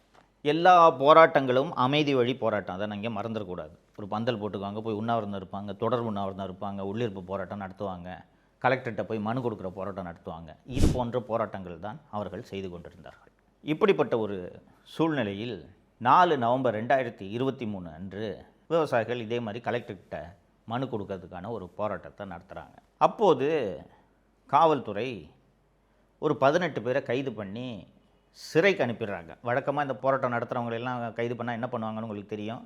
கல்யாண மண்டபத்தில் வச்சு ஒரு கேஸை போட்டு விட்ருவாங்க, சாயங்காலம் 6 மணிக்கு அனுப்பி விட்ருவாங்க. இதுதான் வழக்கமாக நடக்கக்கூடிய விஷயம். ஆனால் செய்யாறு மேல்மா பகுதியில் இந்த போராட்டம் நடத்தியதில் 20 பேரை ரிமாண்டுக்கு அனுப்பிச்சிட்டாங்க சிறைக்கு. ரிமாண்டுக்கு அனுப்பியதோடு இல்லாமல் பாக்கியராஜ், பச்சையப்பன், தேவன், சோழன், அருள் ஆறுமுகம், திருமால் உள்ளிட்ட 7 பேரை குண்டர் சட்டத்தில் அடைத்தது திமுக அரசு. நம்ப முடியுதா உங்களால்? குண்டர் சட்டம் என்பது எதற்காக? ரவுடிகளை, கொலை செய்பவர்களை, நில அபகரிப்பில் ஈடுபடுபவர்களை, கள்ளச்சாராயம் காய்ச்சுபவர்களை, போதைப்பொருள் விற்பவர்களை தடுப்பதற்காக உருவாக்கப்பட்ட அந்த குண்டர் சட்டத்தில் விவசாயிகளை அடைத்தது இந்த திமுக அரசு. தமிழகமே கொதிச்சு போச்சு. என்னையா விவசாயிகள் போராட்டம் நடத்திட்டு இருக்காங்க, அந்த போராட்டம் நடத்துகிற விவசாயிகளை போய் குண்டர் சட்டத்தில் அடைக்கிறீங்களே, மனுஷங்களா நீங்கள்ட்டு கடுமையான கண்டனங்கள் திமுகவின் கூட்டணி கட்சிகளே கண்டனம் தெரிவிக்க ஆரம்பித்து விட்டன. திமுகவின் கூட்டணி கட்சியாக இருக்கக்கூடிய மார்க்சிஸ்ட் கம்யூனிஸ்ட் கட்சி, இந்திய கம்யூனிஸ்ட் கட்சி உள்ளிட்ட அத்தனை கட்சிகளும் என்னங்க விவசாயிகளை போய் குண்டர் சட்டத்தில் அடைக்கிறீங்களே அப்படின்னு கடுமையான கண்டனங்களை தெரிவித்ததும் அந்த குண்டர் சட்டத்தில் அடைக்கப்பட்டவர்களில் அருள் ஆறுமுகம் என்பவரை தவிர மீதமுள்ள 6 பேர் மீதான குண்டர் சட்டத்தை ரத்து செய்கிறோம் என்று தமிழக அரசிடம் அறிவிப்பு வெளிவந்துவிட்டது. 6 பேரும் விடுதலை செய்யப்பட்டார்கள். அப்போது அரசு சார்பில் சொல்லப்பட்ட விளக்கம் என்ன தெரியுமா? முதல்வருக்கு தெரியாமல் குண்டர் சட்டத்தை போட்டுட்டாங்க, முதல்வரோட கவனத்துக்கு நாங்கள் கொண்டு சென்றதும் ரிலீஸ் பண்ண சொல்லிட்டாரு அப்படின்னு. ஃபஸ்ட்டு இது கேட்பதற்கு அவமானமாக இல்லையா? ஒரு சிப்காட் நிலம் எடுக்கிறதுக்கு விவசாயிகள் போராட்டம் பண்ணுறாங்க, அந்த போராட்டத்தில் இருக்கவங்கள ரிமாண்டு பண்ணுறாங்க, ரிமாண்டு பண்ணி அதில் 7 பேர் மேலே குண்டாஸ் ஆக்ட் போடுறாங்க. இது எப்படி ஒரு முதல்வருக்கு தெரியாமல் இருக்கும்? உளவுத்துறை இதை முதல்வரிடம் சொல்ல வேண்டாமா? முதல்வருக்கு தெரியாமல் இது நடந்து விட்டது என்பதை சொல்வதற்கு உங்களுக்கு வெட்கமாக இருக்க வேண்டாமா? சரிங்க, உண்மையிலே தெரியல என்று ஒரு வாதத்துக்கு வச்சுக்குவோம். தெரியாமல் போட்டுட்டாங்க. வாபஸ் வாங்கின உடனே அந்த குண்டாஸ் டிடென்ஷன் ஆக்டை ரெக்கமெண்ட் பண்ண அந்த எஸ்பியையும் அந்த குண்டாஸ் டிடென்ஷன் ஆர்டரில் கையெழுத்து போட்ட அந்த கலெக்டரையும் ஒரு நல்ல முதல்வராக இருந்தால் சஸ்பெண்ட் செய்திருக்க வேண்டுமா வேண்டாமா? யோசித்து பாருங்கள். இதுவரைக்கும் ஒரே ஒரு நடவடிக்கை கூட அந்த கலெக்டர் மேலேயோ எஸ்பி மேலேயோ எடுக்கவில்லை. ட்ரான்ஸ்ஃபர் கூட பண்ணலைங்க. என்ன காரணம் என்று யோசித்து பாருங்கள். அந்த இடத்துல சிப்காட் வரும்.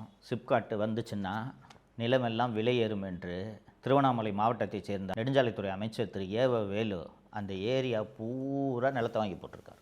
நிலத்தை வாங்கி போட்ட பிறகு அந்த சிப்காட் வந்தால் தானே நிலத்தோட விலை ஏறும். ஏற்கனவே 8 வழிச்சாலை ரத்து பண்ணதுனால அவர் வாங்கி போட்ட நிலம் விலை ஏறல. இப்போ சிப்காட்டும் வராமல் போச்சுன்னா இதனால் ஏவ வேலு சொல்லித்தான் அந்த மாவட்ட ஆட்சியர் இந்த விவசாயிகளை குண்டர் சட்டத்தில் அடைத்திருக்கிறார். கூச்சமே இல்லாமல் தோளில் பச்சை துண்டு போட்டுக்கிட்டு நானும் ஒரு டெல்டாக்காரன்னு எத்தனை முறை முதல்வர் பேசியிருக்கிறார், கவனித்திருக்கிறீர்களா?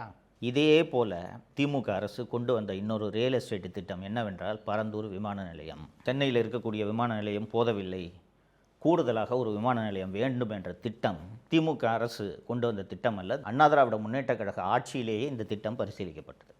மொத்தம் 4 இடங்கள் பரிசீலிக்கப்படுகின்றன.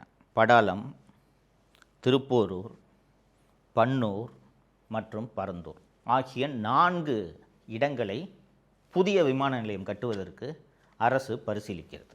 பரந்தூர்லையும் விமான நிலையம் கட்டினா எவ்வளவு விவசாய நிலங்கள் பறிபோகின்றன, எவ்வளவு நீர்நிலைகள் பறிபோகின்றன என்பதையெல்லாம் ஆராய்வதற்கு அண்ணா திராவிட முன்னேற்றக் கழக ஆட்சியிலேயே வருவாய்த்துறை அதிகாரிகள் போய் அங்கே நில அளவையெல்லாம் செய்யும்போது அந்த ஊர் மக்கள் எல்லாம் சேர்ந்து எதிர்ப்பு தெரிவிக்கிறார்கள். எதிர்ப்பு தெரிவித்த உடனே பரந்தூரில் விமான நிலையம் கட்டலாம் என்ற எண்ணத்தை அதிமுக அரசு அப்படியே விட்டுவிட்டது.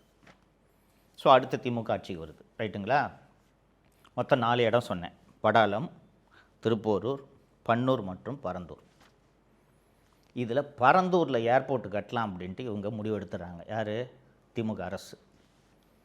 ஸோ 2021 இவர்கள் ஆட்சிக்கு வந்ததும் செய்த முதல் வேலை அந்த பரந்தூர் மற்றும் சுற்றுவட்டார பகுதிகளில் இருக்கக்கூடிய நிலங்கள் அத்தனையையும் வாங்கி போட்டார்கள். பரந்தூரில் விமான நிலையம் வரப்போகுதுன்றதுக்கு முன்னாடி பரந்தூர் பகுதியில் ஒரு ஏக்கரோட விலை எவ்வளோ தெரியுமா?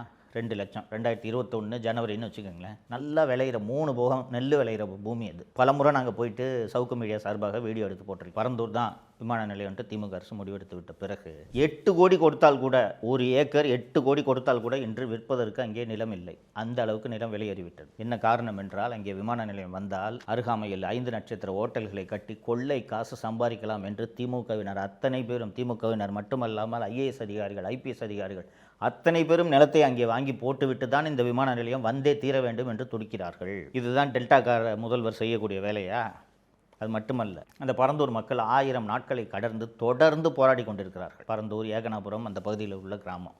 அந்த ஊர் எப்படிப்பட்ட ஊர்ன்றது சொல்லிடுறேன். காஞ்சிபுரம் மாவட்டத்தில் இருக்க ஊர். மோட்டார் பாசனம் கிடையாது, நதிநீர் பாசனம் கிடையாது. 3 போகம் நெல் விளையக்கூடிய பூமி. எப்படி பாசனம் என்று கேட்டீர்கள் என்றால், பெரிய பெரிய பல்லவ ஆட்சி காலத்தில் உருவாக்கப்பட்ட பெரிய பெரிய ஏரிகள் அங்கே இருக்கின்றன. பெரிய ஏரி, கம்பன் கால்வாய் என்று ஒரு கால்வாய் அங்கே ஓடுகிறது. பெரிய ஏரி இருக்கிறது. ஏரி அப்படின்னா உயரமான ஒரு இடத்துல ஒரு ஏரி. அந்த ஏரி நிரம்பியதும் அந்த ஏரியிலிருந்து நீர் வழிந்து அடுத்த ஏரிக்கு செல்லும். அடுத்த ஏரிக்கு அந்த நீர் செல்லும்போது அது வழியாக கால்வாய் போகுது இல்லையா, அது பக்கம் பூரா பாசனம்.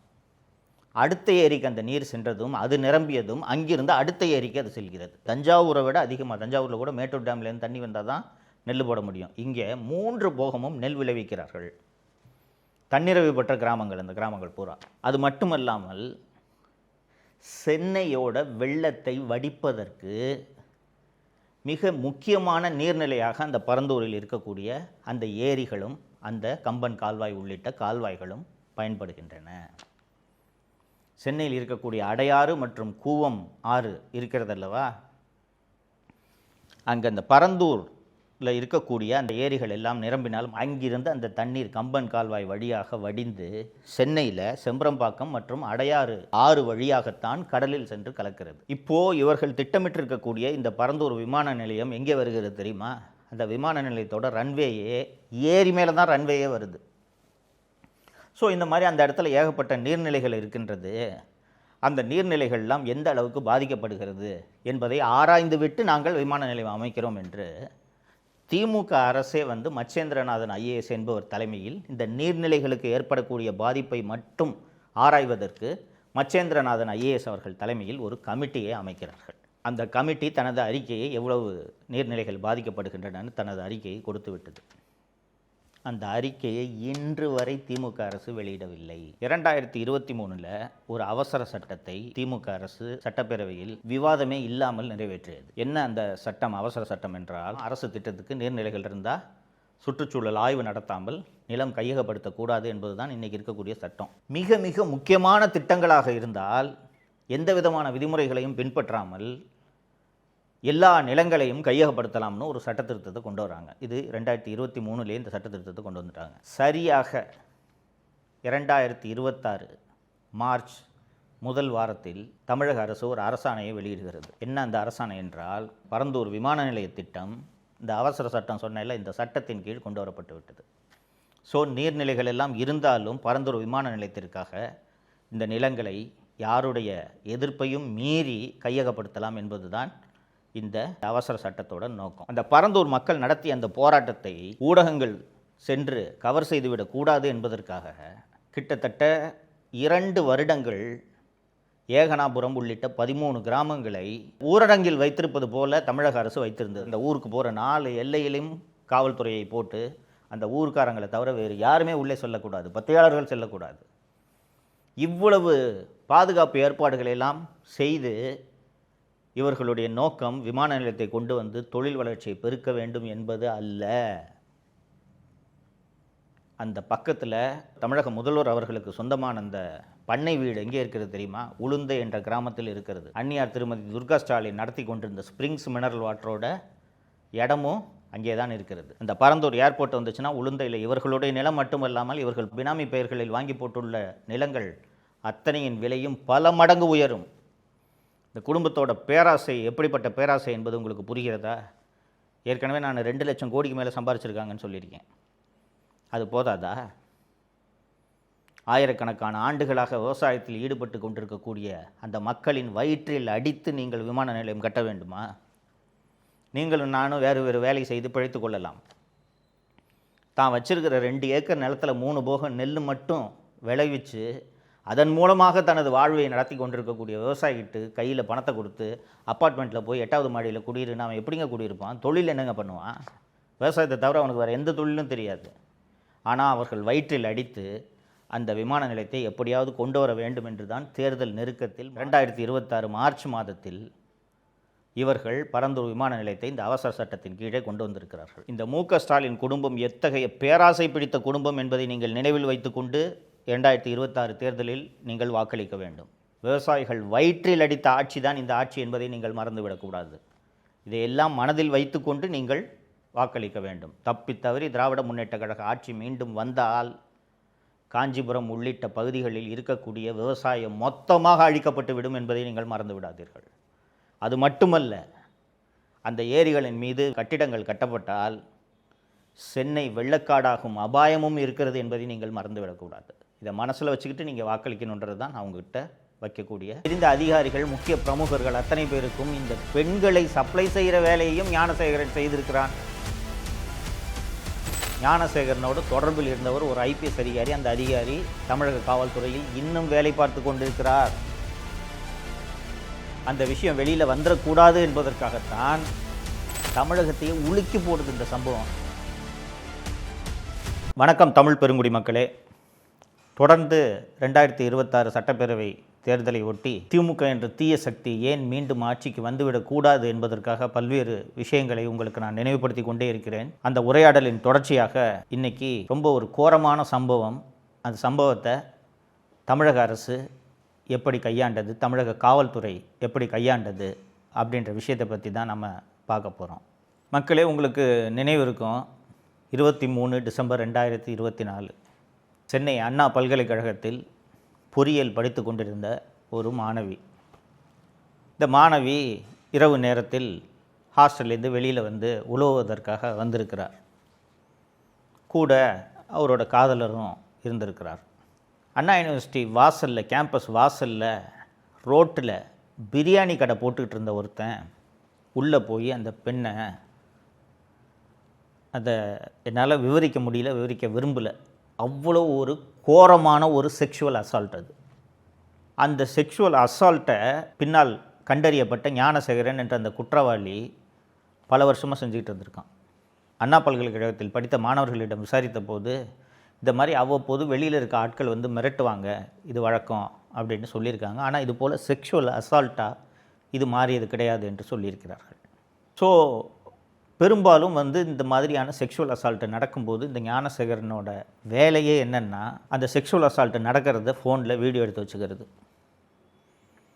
அந்த பாதிக்கப்பட்ட மாணவியோ அந்த பெண்ணோ அவங்களோட ஃபோனில் இருந்து வீட்டில் உள்ள சகோதரர்கள் மற்றும் தந்தை, தாய் இவர்களோட ஃபோன் நம்பரை எடுத்து வச்சுக்கிறது. எடுத்து வச்சுக்கிட்டு எங்கேயாவது போய் இதை வெளியில் சொன்னேன்னா இந்த வீடியோவை வீட்டில் இருக்கவங்களுக்கு அனுப்பிச்சிடுவேன், உன் ஃப்ரெண்ட்ஸுக்கு அனுப்பிச்சிடுவேன், சோஷியல் மீடியாவில் சுத்த விட்டுருவேன். படிக்கிற வயசில் 18 வயசில் இருக்கக்கூடிய ஒரு பெண்ணுக்கு இது எத்தகைய அச்சத்தை ஏற்படுத்தும்? அது சம்மந்தமான வழக்கறிஞர்கள்ட்ட, கன்னியாகுமரியை சேர்ந்த அந்த வழக்கறிஞர்கள்ட்டலாம் பேசினேன் நான். அப்போ சொன்னாங்க, அந்த பெண்ணு ஃபோன் பண்ணி அழுதா சார் என்கிட்ட, கண்ணா அப்படின்னா பயங்கரமாக அழுதா. நான் தான் தைரியமாக இருமா, முதல்ல ஹெல்ப்லைனை கூப்பிடுமா, போலீஸ்க்கு தகவலை சொல்லுமான்ட்டு நான் தான் அந்த பொண்ணை கைடு பண்ணேன் அப்படின்றாங்க. அதுக்கப்புறம் ஹெல்ப்லைனுக்கு சொல்லி காவல்துறை வந்து எஃப்ஐஆர் பதிவு செஞ்சிடறாங்க. மக்களே, நீங்கள் இதெல்லாம் வந்து தமிழ்நாட்டில் நடக்குமான்னு நம்ப கூட முடியல. அந்த பெண் தனக்கு நடந்த அந்த செக்ஷுவல் அசால்ட், அந்த பாலியல் வன்முறையை என்னென்னலாம் நடந்துச்சோ, அந்த ஞானசேகரன் என்னென்னலாம் செஞ்சானோ எல்லாத்தையும் டீட்டெயிலாக புகாரில் சொல்லியிருக்கு. அந்த புகார் அப்படியே எஃப்ஐஆராக பதிவு செய்யப்படுகிறது. இந்த எஃப்ஐஆர் சமூக வலைத்தளம் முழுக்க சுற்றுகிறது. வெறுமனே அந்த செக்ஷுவல் அசால்ட்டு சுற்றினா பரவாயில்ல, இந்த பெண்ணோட பெயர், எந்த ஆண்டு படிக்குது, எந்த பிரிவில் படிக்குது, அந்த பெண்ணோட ஃபோன் நம்பர், இமெயில் ஐடி, இவ்வளவும் சுற்றுது. பாதிப்புக்கு உள்ளான இந்த பெண் தன்னுடைய வழக்கறிஞர்கிட்ட ஃபோன் பண்ணி, அங்கிள் யார் யாரோ எனக்கு ஃபோன் பண்ணுறாங்க, யாருன்னே தெரியல, கண்ணா புண்ணான்னு எனக்கு கால்ஸ் வருதுன்னு சொன்ன பிறகு தான் சமூக வலைத்தளங்களில் இந்த எஃப்ஐஆர் லீக் ஆகி சுற்றுதுன்ற விஷயம் வெளியில் தெரியுது. ஸோ ஞானசேகரனை பிடிச்சிட்றாங்க. பிடிச்ச பிறகு தமிழகத்தையே உலுக்கி போடுது இந்த சம்பவம். ஏன்னா அந்த எஃப்ஐஆரில் இருக்கிற அந்த டீட்டெயில்ஸ்லாம் வெளியில் வந்தோன்னே எல்லோரும் ரொம்ப கோரமாக உணர்றாங்க. இப்படியெல்லாம் நடக்குமா? இவ்வளவு மோசமாக ஒருவன் இருப்பானா? அதுவும் அண்ணா பல்கலைக்கழகம் போன்ற உலக புகழ் பெற்ற ஒரு பல்கலைக்கழகத்துக்குள்ளே இவ்வளோ நடந்திருக்குதே, இப்படி ஒரு குற்றம், மோசமான குற்றம் நடந்திருக்கிறது, அதோட எஃப்ஐஆரும் இப்படி லீக் ஆகி அந்த பெண்ணின் விவரங்களும் வெளியே வருகிறது அப்படின்னு மக்கள் எல்லாம் கொதித்து போய் சென்னை உயர்நீதிமன்றத்தில் அண்ணா திராவிட முன்னேற்ற கழகத்தின் சார்பில் பொதுநல வழக்கு ஒன்று தாக்கல் செய்யப்பட்டு இந்த வழக்கை சிபிஐக்கு ஒப்படைக்க வேண்டும் என்று கோரப்படுகிறது. ஏன் குறிப்பாக சிபிஐக்கு இதை ஒப்படைக்கணும் அப்படின்ட்டு கோரிக்கை வைக்கப்படுகிறது என்றால், சென்னை மாநகர காவல்துறை ஆணையராக அப்போது இருந்த அருண், இந்த வழக்கில் ஞானசேகரன் ஒருத்தன் தான் குற்றவாளி, அவனை நாங்கள் பிடிச்சிட்டோம், அவன் ஃபோனில் யாரோ ஒரு சார்கிட்ட பேசுகிறது போல் அந்த பெண்ணு முன்னாடி செஞ்சுருக்கான்ல, அவன் அந்த மாதிரி யாருக்கிட்டையும் பேசலை, அப்போ அவன் ஃபோனு ஃப்ளைட் மோடில் இருந்துச்சு. இதெல்லாம் எங்கே சம்பவம் நடந்த 2 நாளில் இன்வெஸ்டிகேஷன் முழுக்க சொல்கிறாரு வெளியில். அதில் ஒரு நபரை இவன் பேசும்பொழுது சார்னு சொன்ன மாதிரி நிறைய பேர் குறிப்பிட்றாங்க. அது நடக்கலை, அது அவன் பொய்யா சொன்னது. குறிப்பாக அந்த அக்கரன்ஸ் நடக்கும்போது அவன் அந்த ஃபோனே ஏரோப்ளேன் மோடில் தான் போட்டு வச்சுருந்தான். ஸோ பொதுநல வழக்காக இது சென்னை உயர்நீதிமன்றத்திற்கு வரும்போது மாண்புமிகு நீதியரசர் திரு SM சுப்பிரமணியம் அவர்களது அமர்வுக்கு முன்பு வரும்போது, இந்த வழக்கில் ஒருத்தன் தான் குற்றவாளின்னு சொல்லிட்டு எப்படி அவர் அந்த சம்மந்தப்பட்ட அதிகாரி சொல்கிறாரு, யாரை கேட்டு விசாரணை விவரங்களை பொதுவெளியில் வைக்கிறார், எஃப்ஐஆர் எப்படி லீக் ஆச்சு அப்படின்னு கேட்கும்போது, சார் இது ஒரு டெக்னிக்கல் கிளிச்சு, அதனால் எஃப்ஐஆர் லீக் ஆகிடுச்சு அப்படின்றாங்க.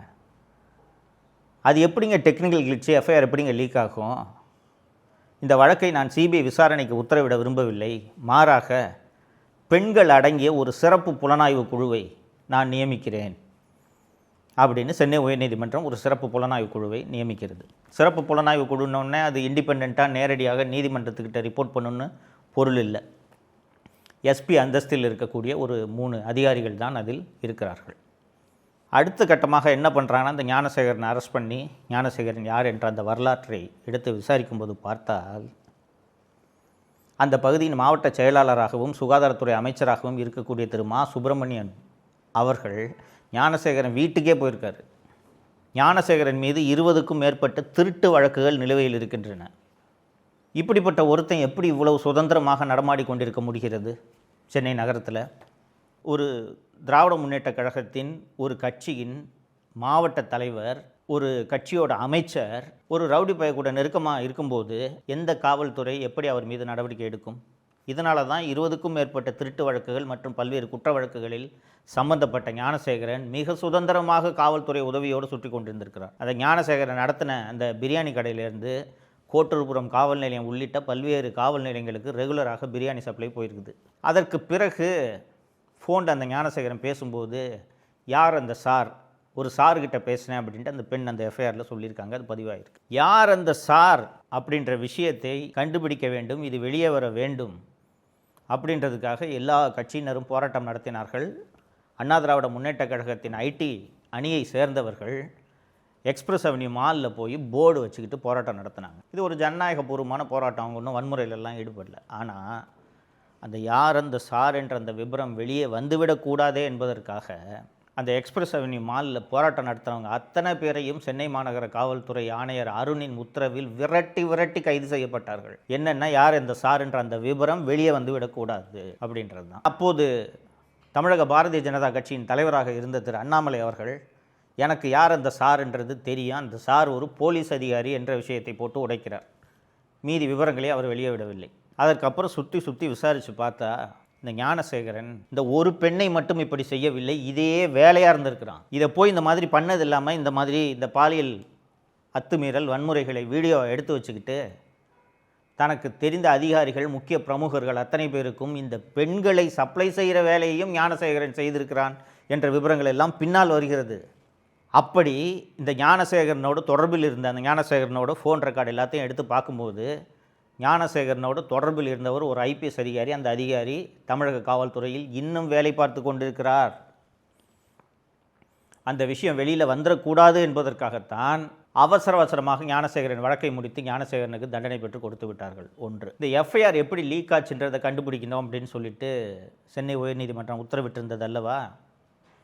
நான் ஏற்கனவே சொன்னேன், இந்த ஸ்பெஷல் இன்வெஸ்டிகேஷன் டீம்னா அதில் இருக்கிறவங்கலாம் வெறும் எஸ்பி தான், நேரடியாக நீதிமன்றத்துக்கு அவங்க பதில் சொல்ல போகிறதில்ல, உயர் அதிகாரி கீழே தான் வேலை செய்கிறாங்க அப்படின்ட்டு.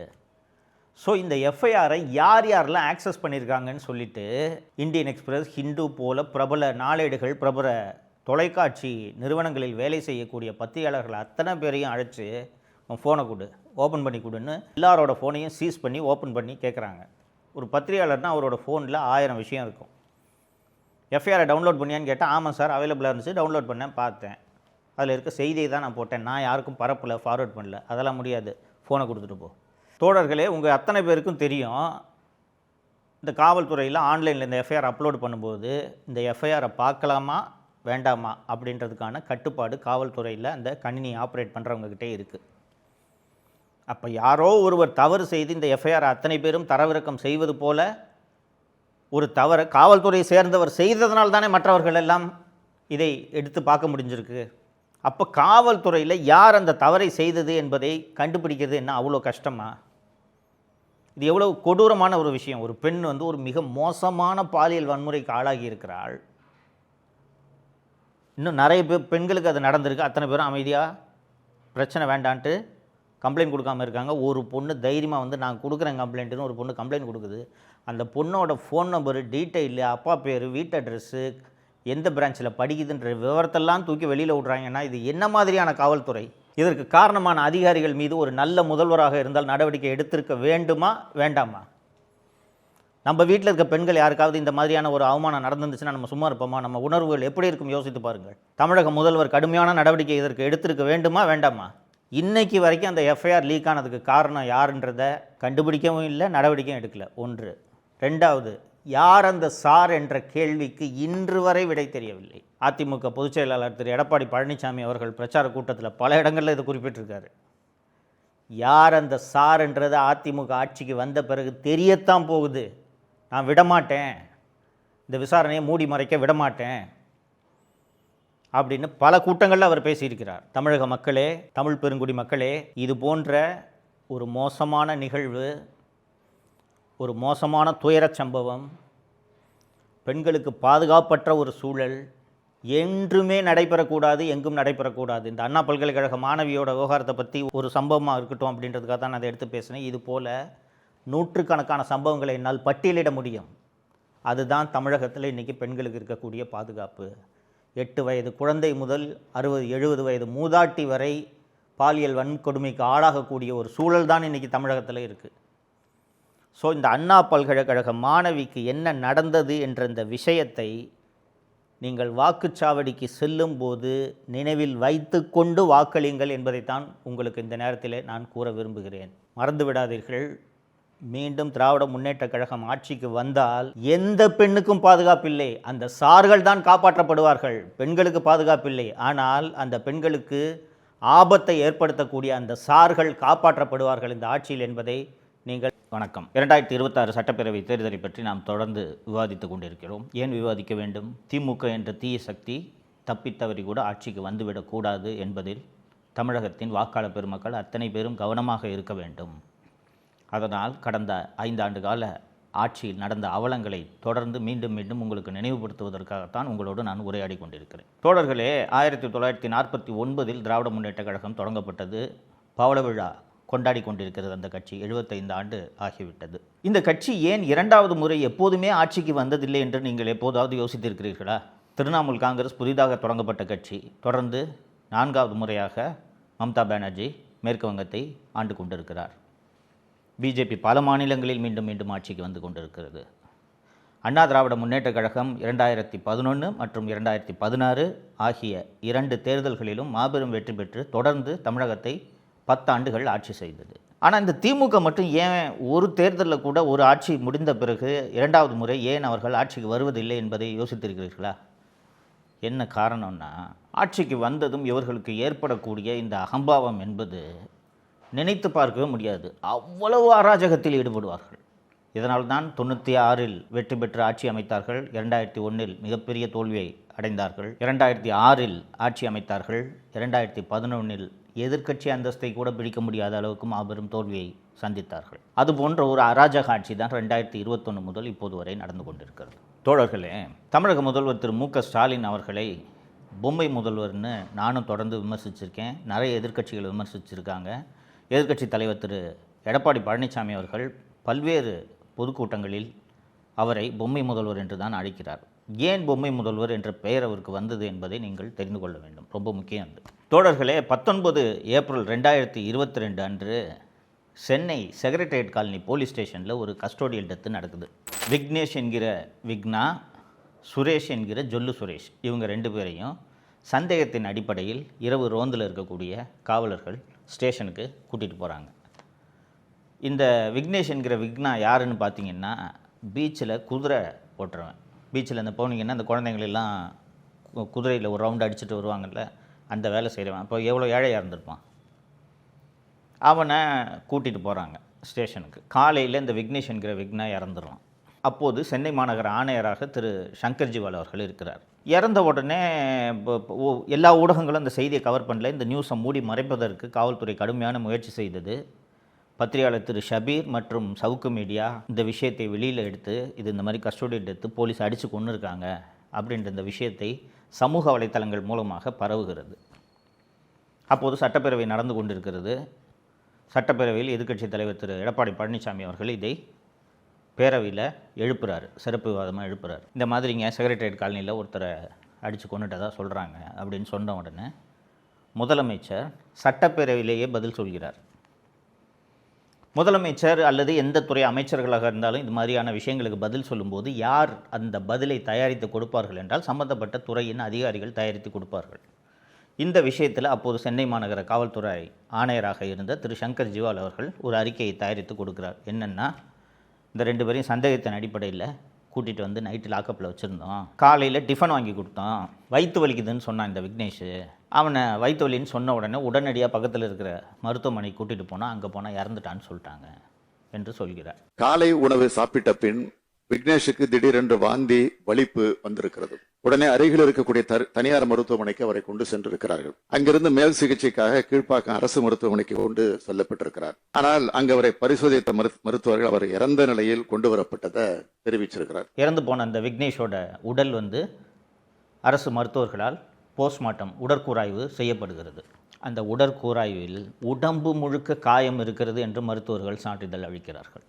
13 காயங்கள், லத்தியாலும் மற்ற ஆயுதங்களாலும் அடித்ததற்கான 13 காயங்கள் இருக்கிறது என்று அரசு மருத்துவர்கள் அறிக்கை கொடுத்து விடுகிறார்கள். அதை மூடி மறைக்க முடியாதுல்ல, ஏன்னா போஸ்ட்மார்ட்டம் வீடியோ எடுப்பாங்க, அதனால் மூடி மறைக்க முடியாது. இருக்கிறத டாக்டர்ஸ் கொடுத்துட்டாங்க. மறுநாள் அசெம்பிளியில் திருப்பி படிக்கிறார் முதல்வர். 2 நாள் கூட கேப் இல்லை. மறுநாள் இது போல் விக்னேஷோட உடலை உடற்கூராய்வு செய்தோம். அந்த உடற்கூராய்வில் 13 காயங்கள் இருந்தனன்னு தெரிய வந்துச்சு. நான் உடனே சிபிசிஐடி விசாரணைக்கு உத்தரவிட்டுட்டேன். என்னுடைய ஆட்சியில் காவல்துறை இப்படி அத்துமீறுவதை நான் அனுமதிக்க மாட்டேன் அப்படின்னு 2 நாள் கழித்து இதே முதல்வர் அசெம்பிளியில் சொல்கிறாரு. 1 வாரம் 10 நாள் கூட இல்லை, மறுநாளே. ஆக விக்னேஷ் மரணம் தொடர்பாக சட்டப்படியான அனைத்து நடவடிக்கைகளையும் முறையாக அரசு எடுத்து வருகிறது என்பதை இந்த மாமன்றத்திற்கு நான் தெரிவித்துக் கொள்கிறேன். தோழர்களே, மு.க. ஸ்டாலின் ஒரு சீஃப் மினிஸ்டர் இல்லைங்களா? அவர் தான் தமிழ்நாட்டில் அதிகாரம் பொருந்திய ஒரு நபர். யார் என்றால் தமிழகத்தின் முதலமைச்சர். அந்த முதலமைச்சரை அசெம்பிளியில் கஸ்டோடியல் டெத்தே நடக்கலைன்னு சொல்லிட்டு ஒரு போலீஸ் ஆஃபீஸர் பொய் சொல்ல வச்சுருக்காருன்னா முதலமைச்சருக்கு அந்த அதிகாரி மேலே எவ்வளோ கோபம் வரணும். செல்வி ஜெயலலிதா முதலமைச்சராக இருந்து இது போல் தவறான தகவல் அசெம்பிளியில் சொல்லியிருந்தா அந்த அதிகாரி என்ன கதிக்கு ஆளாயிருப்பார்னு யோசிச்சு பாருங்க. ஜெயலலிதா அவர்கள் கடுமையான நடவடிக்கையை எடுப்பார் என்பதால் தான் அதிகாரிகள் அவ்வளவு கவனமாக பயத்தோடு வேலை செய்வார்கள். அந்த சிபிசிஐடி விசாரணைக்கு போன பிறகு செக்ரட்டரியேட் காலனி போலீஸ் ஸ்டேஷனில் இருக்க சிசிடிவி எல்லாம் வாங்கி ஆய்வு பண்ணி பார்த்தா சிசிடிவிக்கு கீழேயே வச்சு அடிச்சிருக்காங்க இந்த விக்னேஷை. அப்போ இதற்கெல்லாம் இவ்வளவு ஆதாரம் இருந்தும் காவல்துறை அந்த விக்னேஷை அடித்து கொல்லலைன்ட்டு ஒரு அதிகாரி பொய்யா ஒரு அறிக்கை கொடுக்குறாரு. இதை போய் என்னை அசெம்பிளியில் வாசிக்க வச்சுட்டியே, சட்டப்பேரவையில் படிப்பது வரலாற்று ஆவணம், ஒரு முதலமைச்சரான என்னை பொய் சொல்ல வைத்து விட்டாயே என்று அந்த சங்கர் ஜிவால் மேலே எவ்வளவு கோபம் வந்திருக்கணும் மு.க. ஸ்டாலினுக்கு. ஆனால் கூச்சமே இல்லாமல் 2 நாள் கழித்து பாருங்கள் நான் சிபிசிஐடி விசாரணைக்கு உத்தரவிட்டு விட்டேன் என்று ஒரு அறிக்கையை படித்துவிட்டு சிபிசிஐடி விசாரணைக்கு அதை மாற்றிவிட்டார்கள். அந்த சங்கர் ஜிவாலை தண்டிச்சிருக்கணுமா இல்லையா, சஸ்பெண்ட் பண்ணியிருக்கணுமா இல்லையா? சங்கர் ஜிவால் மீது துறை ரீதியான நடவடிக்கை எடுத்தது. இனி இது போல தவறான தகவலை எந்த அதிகாரியும் முதலமைச்சருக்கு தரக்கூடாது என்ற உதாரணத்தை 2022ஆம் ஆண்டே முதலமைச்சர் திரு ஸ்டாலின் அவர்கள் ஏற்படுத்தியிருக்க வேண்டும் இல்லைங்களா? எந்த முதலமைச்சராக இருந்தாலும் இதனை செஞ்சுருப்பாங்க. கோவம் வரணும்ல, என்ன அசெம்பிளியில் போய் சொல்ல வச்சுட்டு என்ன சிஎம் என்ன பண்ணார் தெரியுமா? முதலமைச்சர் மு.க. ஸ்டாலின் இதே சங்கர் ஜிவாலை தமிழ்நாட்டோட சட்டம் ஒழுங்கு டிஜிபியாக நியமிக்கிறார். 2 வருஷம் சங்கர் ஜிவால் டிஜிபியாக இருந்தார். 2 வருஷம் முடிஞ்சு சங்கர் ஜிவால் டிஜிபி பதவி எல்லாம் இருந்து முடிந்த பிறகு அதற்கு பிறகு அவருக்கு ரிவார்டு, அதான் முக்கியம். டிஜிபியாக இருந்து ஓய்வு பெற்ற திரு சங்கர் ஜிவால் அவர்களுக்கு டிஜிபி அந்தஸ்துக்கு குறையாத தீயணைப்புத்துறை ஆணையர் என்ற பதவியை வழங்கி அந்த பதவியில் திரு சங்கர் ஜிவால் அவர்கள் இப்போது செயல்பட்டு கொண்டிருக்கிறார். இது ஒரே ஒரு விக்னேஷ் என்கிற விக்னா அடித்து கொல்லப்பட்ட சம்பவமாக நாம் இதை பார்க்கக்கூடாது. அண்ணா திராவிட முன்னேற்ற கழக ஆட்சியில் தூத்துக்குடியில் பென்னிக்ஸ் மற்றும் ஜெயராஜ் ஆகியோர் கோவிட் காலத்தில் அந்த சாத்தான்குளம் காவல் நிலையத்தில் வைத்து அந்த காவல் நிலையத்தை சேர்ந்தவர்களால் அடித்தே ஒரு தந்தையும் மகனும் கொல்லப்பட்டார்கள். தந்தை முன்பு மகன் அடிக்கப்பட்டார், கடுமையான சித்திரவதைக்கு ஆளாகி கொல்லப்பட்டார். அப்போது இருந்த அண்ணா திராவிட முன்னேற்ற கழக அரசு செய்தது என்ன தெரியுமா? சிபிசிஐடிக்கு அன்னைக்கே மாற்றிட்டாங்க. அந்த விசாரணையை மாற்றினதோடு அல்லாமல் சிபிஐ விசாரணைக்கு எங்களுக்கு ஆட்சேபனை இல்லை என்று தெரிவித்தார்கள். சிபிசிஐடி விசாரணையிலிருந்து சிபிஐ விசாரணைக்கு அது செல்வதற்கு முன்பாக சிபிசிஐடி போலீசாரே சாத்தான்குளம் காவல் நிலையத்தில் அந்த தாக்குதலில் ஈடுபட்டவர்களை கைது செய்தார்கள். எடப்பாடி பழனிசாமி அவர்கள் ஆட்சியில் இது நடந்தது, கைது செய்தார்கள். அப்போது இதை எவ்வளவு பெரிய இஷ்யூவாக திமுக கையில் எடுத்தது தெரியுமா?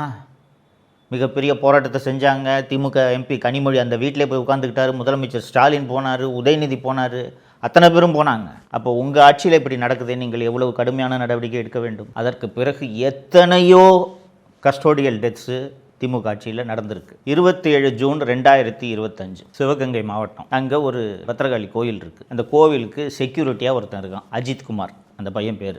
அந்த கோவிலுக்கு தனது தாயோடு சாமி கும்பிட வர்ற நிக்கிதா என்ற பெண்ணு பக்கத்தில் இருக்க போலீஸ் ஸ்டேஷனில் போய் இந்த மாதிரி என் காரை பார்க் பண்ணுறதுக்கு அந்த பையன்ட்ட அந்த செக்யூரிட்டியாக இருந்தவன்ட்ட கொடுத்தேன். அந்த பையன் அது உள்ளே இருந்த நகையை திருடிட்டான். நகை எப்போ திருட்டு போச்சுன்றது எங்களுக்கு தெரியும்னா போகிற வழியில் நான் காரை நிறுத்தி செக் பண்ணேன். செக் பண்ணும்போது என் நகை காணா போச்சுன்றது எனக்கு தெரிய வந்துச்சுன்னு போய் போலீஸ் ஸ்டேஷனில் கம்ப்ளைண்ட் கொடுக்குறாங்க. அந்த புகார் உண்மையாக கூட இருக்கலாம். ஃபஸ்ட்டு வேலை என்ன? எஃப்ஐஆர் பண்ணுமா இல்லையா? எஃப்ஐஆர் கூட பதிவு செய்யாமல் காவல் நிலையத்தைச் சேர்ந்த மானாமதுரை சப்டிவிஷன் டிஎஸ்பியாக இருந்த திரு சண்முகசுந்தரம் அவர்களோட ஸ்பெஷல் டீம் எந்த ஸ்பெஷல் டீமாக இருந்தாலும் ஒரு சப் இன்ஸ்பெக்டர் கீழே தான் ஸ்பெஷல் டீம் இயங்கும். அன்றைக்கி sub inspector leave. Sub inspector கூட இல்லாமல் 5 காவலர்கள் மட்டும் சேர்ந்து எஃப்ஐஆர் கூட இல்லாமல் அந்த அஜித்குமாரை கூட்டிகிட்டு போய் கோயிலே வச்சு அடிக்கிறாங்க. லத்தியெல்லாம் உடையுது, வாயில் மிளகாத்தூளை போடுறாங்க, ஆணுறுப்பில் மிளகாத்தூளை போடுறாங்க. அட்டின்னு அடித்து செத்தே போகிறான் அஜித்குமார். அண்ணா திராவிட முன்னேற்ற கழகம் தான் இந்த வழக்கை சிபிஐ விசாரணைக்கு மாற்ற வேண்டும் என்று மதுரை உயர்நீதிமன்ற கிளையில் வழக்கு தொடுத்து உயர்நீதிமன்றம் இதை சிபிஐ விசாரணைக்கு மாற்ற வேண்டும் என்று உத்தரவிட்டது. அதற்கு பிறகு சம்பந்தப்பட்ட காவலர்கள் எல்லாம் கைது செய்யப்பட்டு சிபிஐ முதல் கட்ட குற்றப்பத்திரிகை தாக்கல் செய்திருக்கிறது. அடுத்து இப்போது சிபிஐ விசாரித்ததில் சிபிஐ கடைசியாக தாக்கல் செய்த அறிக்கையில் நகையே காணா போல் நிகிதா கொடுத்த கம்ப்ளைண்ட் போய் கம்ப்ளைண்ட்டுன்னு தெரிய வந்துருச்சுன்ட்டு சிபிஐ விசாரணை அறிக்கையில் தெரிவிச்சிருச்சு. தோழர்களே, திமுக ஆட்சியினாலே அராஜகம்ன்ட்டு நான் தொடக்கத்தில் சொன்னேன். திமுகவினரை தவிர காவல்துறையினரும் எப்படிப்பட்ட அராஜகங்களில் ஈடுபடுகிறார்கள் பார்த்தீர்களா? நான் இப்போ சொன்னது விக்னேஷ் என்கிற விக்னா மற்றும் அஜித்குமார் ஆகியோர் இந்த 2 விவகாரங்களையும் ஒரு உதாரணத்துக்காக சொன்னேன். இது போல் பல்வேறு கஸ்டோடியல் டெத்ஸு இந்த 5 ஆண்டுகளில் நடந்திருக்கிறது. இது போல் சம்பவங்கள்லாம் நடக்குது. சம்பந்தப்பட்ட காவல்துறையினருக்கு கடுமையான தண்டனையை வழங்குவேன் என்று முதலமைச்சர் கடுமையாக இரும்பு கரம் கொண்டு நடவடிக்கை எடுத்திருந்தால் இப்படி இத்தனை அப்பாவிகள் செத்திருப்பார்களா? ஒருத்தன் பீச்சில் குதிரை ஓட்டுறவன் விக்னேஷ், இன்னொருத்தன் கோவிலில் செக்யூரிட்டி, ப்ரைவேட் செக்யூரிட்டி கார்டு 12,000 சம்பளம் வாங்கினவன். செய்யாத திருட்டுக்காக 5 காவலர்கள் அவனை அடித்தே கொள்கிறார்கள் என்றால் காவல்துறைக்கு எந்த அளவுக்கு துணிவு வந்திருக்கிறது? இந்த காவல்துறையை கட்டுப்படுத்த முடியாத, கட்டுப்படுத்த அதிகாரமற்ற, கட்டுப்படுத்த திறனற்ற ஒரு முதல்வரை பொம்மை முதல்வர் என்று சொல்லாமல் வேறு எப்படி சொல்வது? சாதாரண பொதுமக்களுக்கு பாதுகாப்பே கிடையாது தோழர்களே. இன்னும் வரக்கூடிய நாட்களில் நான் தொடர்ந்து பேசுவேன். திமுகவை எதிர்த்து பேசினாலே பொய் வழக்கில் காவல்துறை கைது செய்கிறது. காவல்துறையை கிட்டத்தட்ட திமுகவின் கூலிப்படையாகவே தமிழக முதல்வர் மாற்றிவிட்டார். ஏன்னா எந்த காவல்துறை அதிகாரி மீதும் நடவடிக்கை எடுப்பதில்லை அப்படின்றத பல்வேறு சம்பவங்களில் நாம் பார்த்துருக்கோம். இந்த சம்பவங்களும் உதாரணம். அதனால் சாதாரண பொதுமக்களுக்கு பாதுகாப்பு இல்லாமல் எதிர்த்து குரல் கொடுப்பவர்களை காவல்துறையை வைத்து வேட்டையாடி காவல்துறையை ஒரு கூலிப்படையாகத்தான் திமுக அரசு இந்த 5 ஆண்டுகளாக பயன்படுத்தி வந்திருக்கிறது என்பதை பல்வேறு சம்பவங்களில் நீங்களே பார்த்திருப்பீர்கள். இப்போது இந்த ஆட்சி மீண்டும் தொடர்ந்தால் காவல்துறை மக்களுக்கு பாதுகாப்பு தர வேண்டும். ஆனால் காவல்துறை கூலிப்படையாக மாறி இது போல செயல்பட்டால் அஜித்குமார்களும் விக்னேஷ் என்கிற விக்னாக்களும் மீண்டும் அடுத்த ஆட்சியிலும் தொடர்வார்களா இல்லையா என்பதை நீங்கள் அத்தனை பேரும் சிந்திக்க வேண்டும். 2026 வாக்களிக்கும் போது, வாக்குச்சாவடிக்கு செல்லும் போது தப்பித்தவறி கூட உதயசூரியன் மற்றும் அதன் கூட்டணி கட்சிகளுக்கு வாக்களித்து விடக்கூடாது என்பதை நீங்கள் மனதில் வைக்க வேண்டும். மீண்டும் இந்த காட்டாட்சி தொடர்ந்தால் தமிழகத்தை யாராலும் காப்பாற்ற முடியாது என்பதை நீங்கள் மனதில் வைத்துக்கொள்ள வேண்டும். அதற்காக தான் இந்த விழிப்புணர்வு வீடியோ.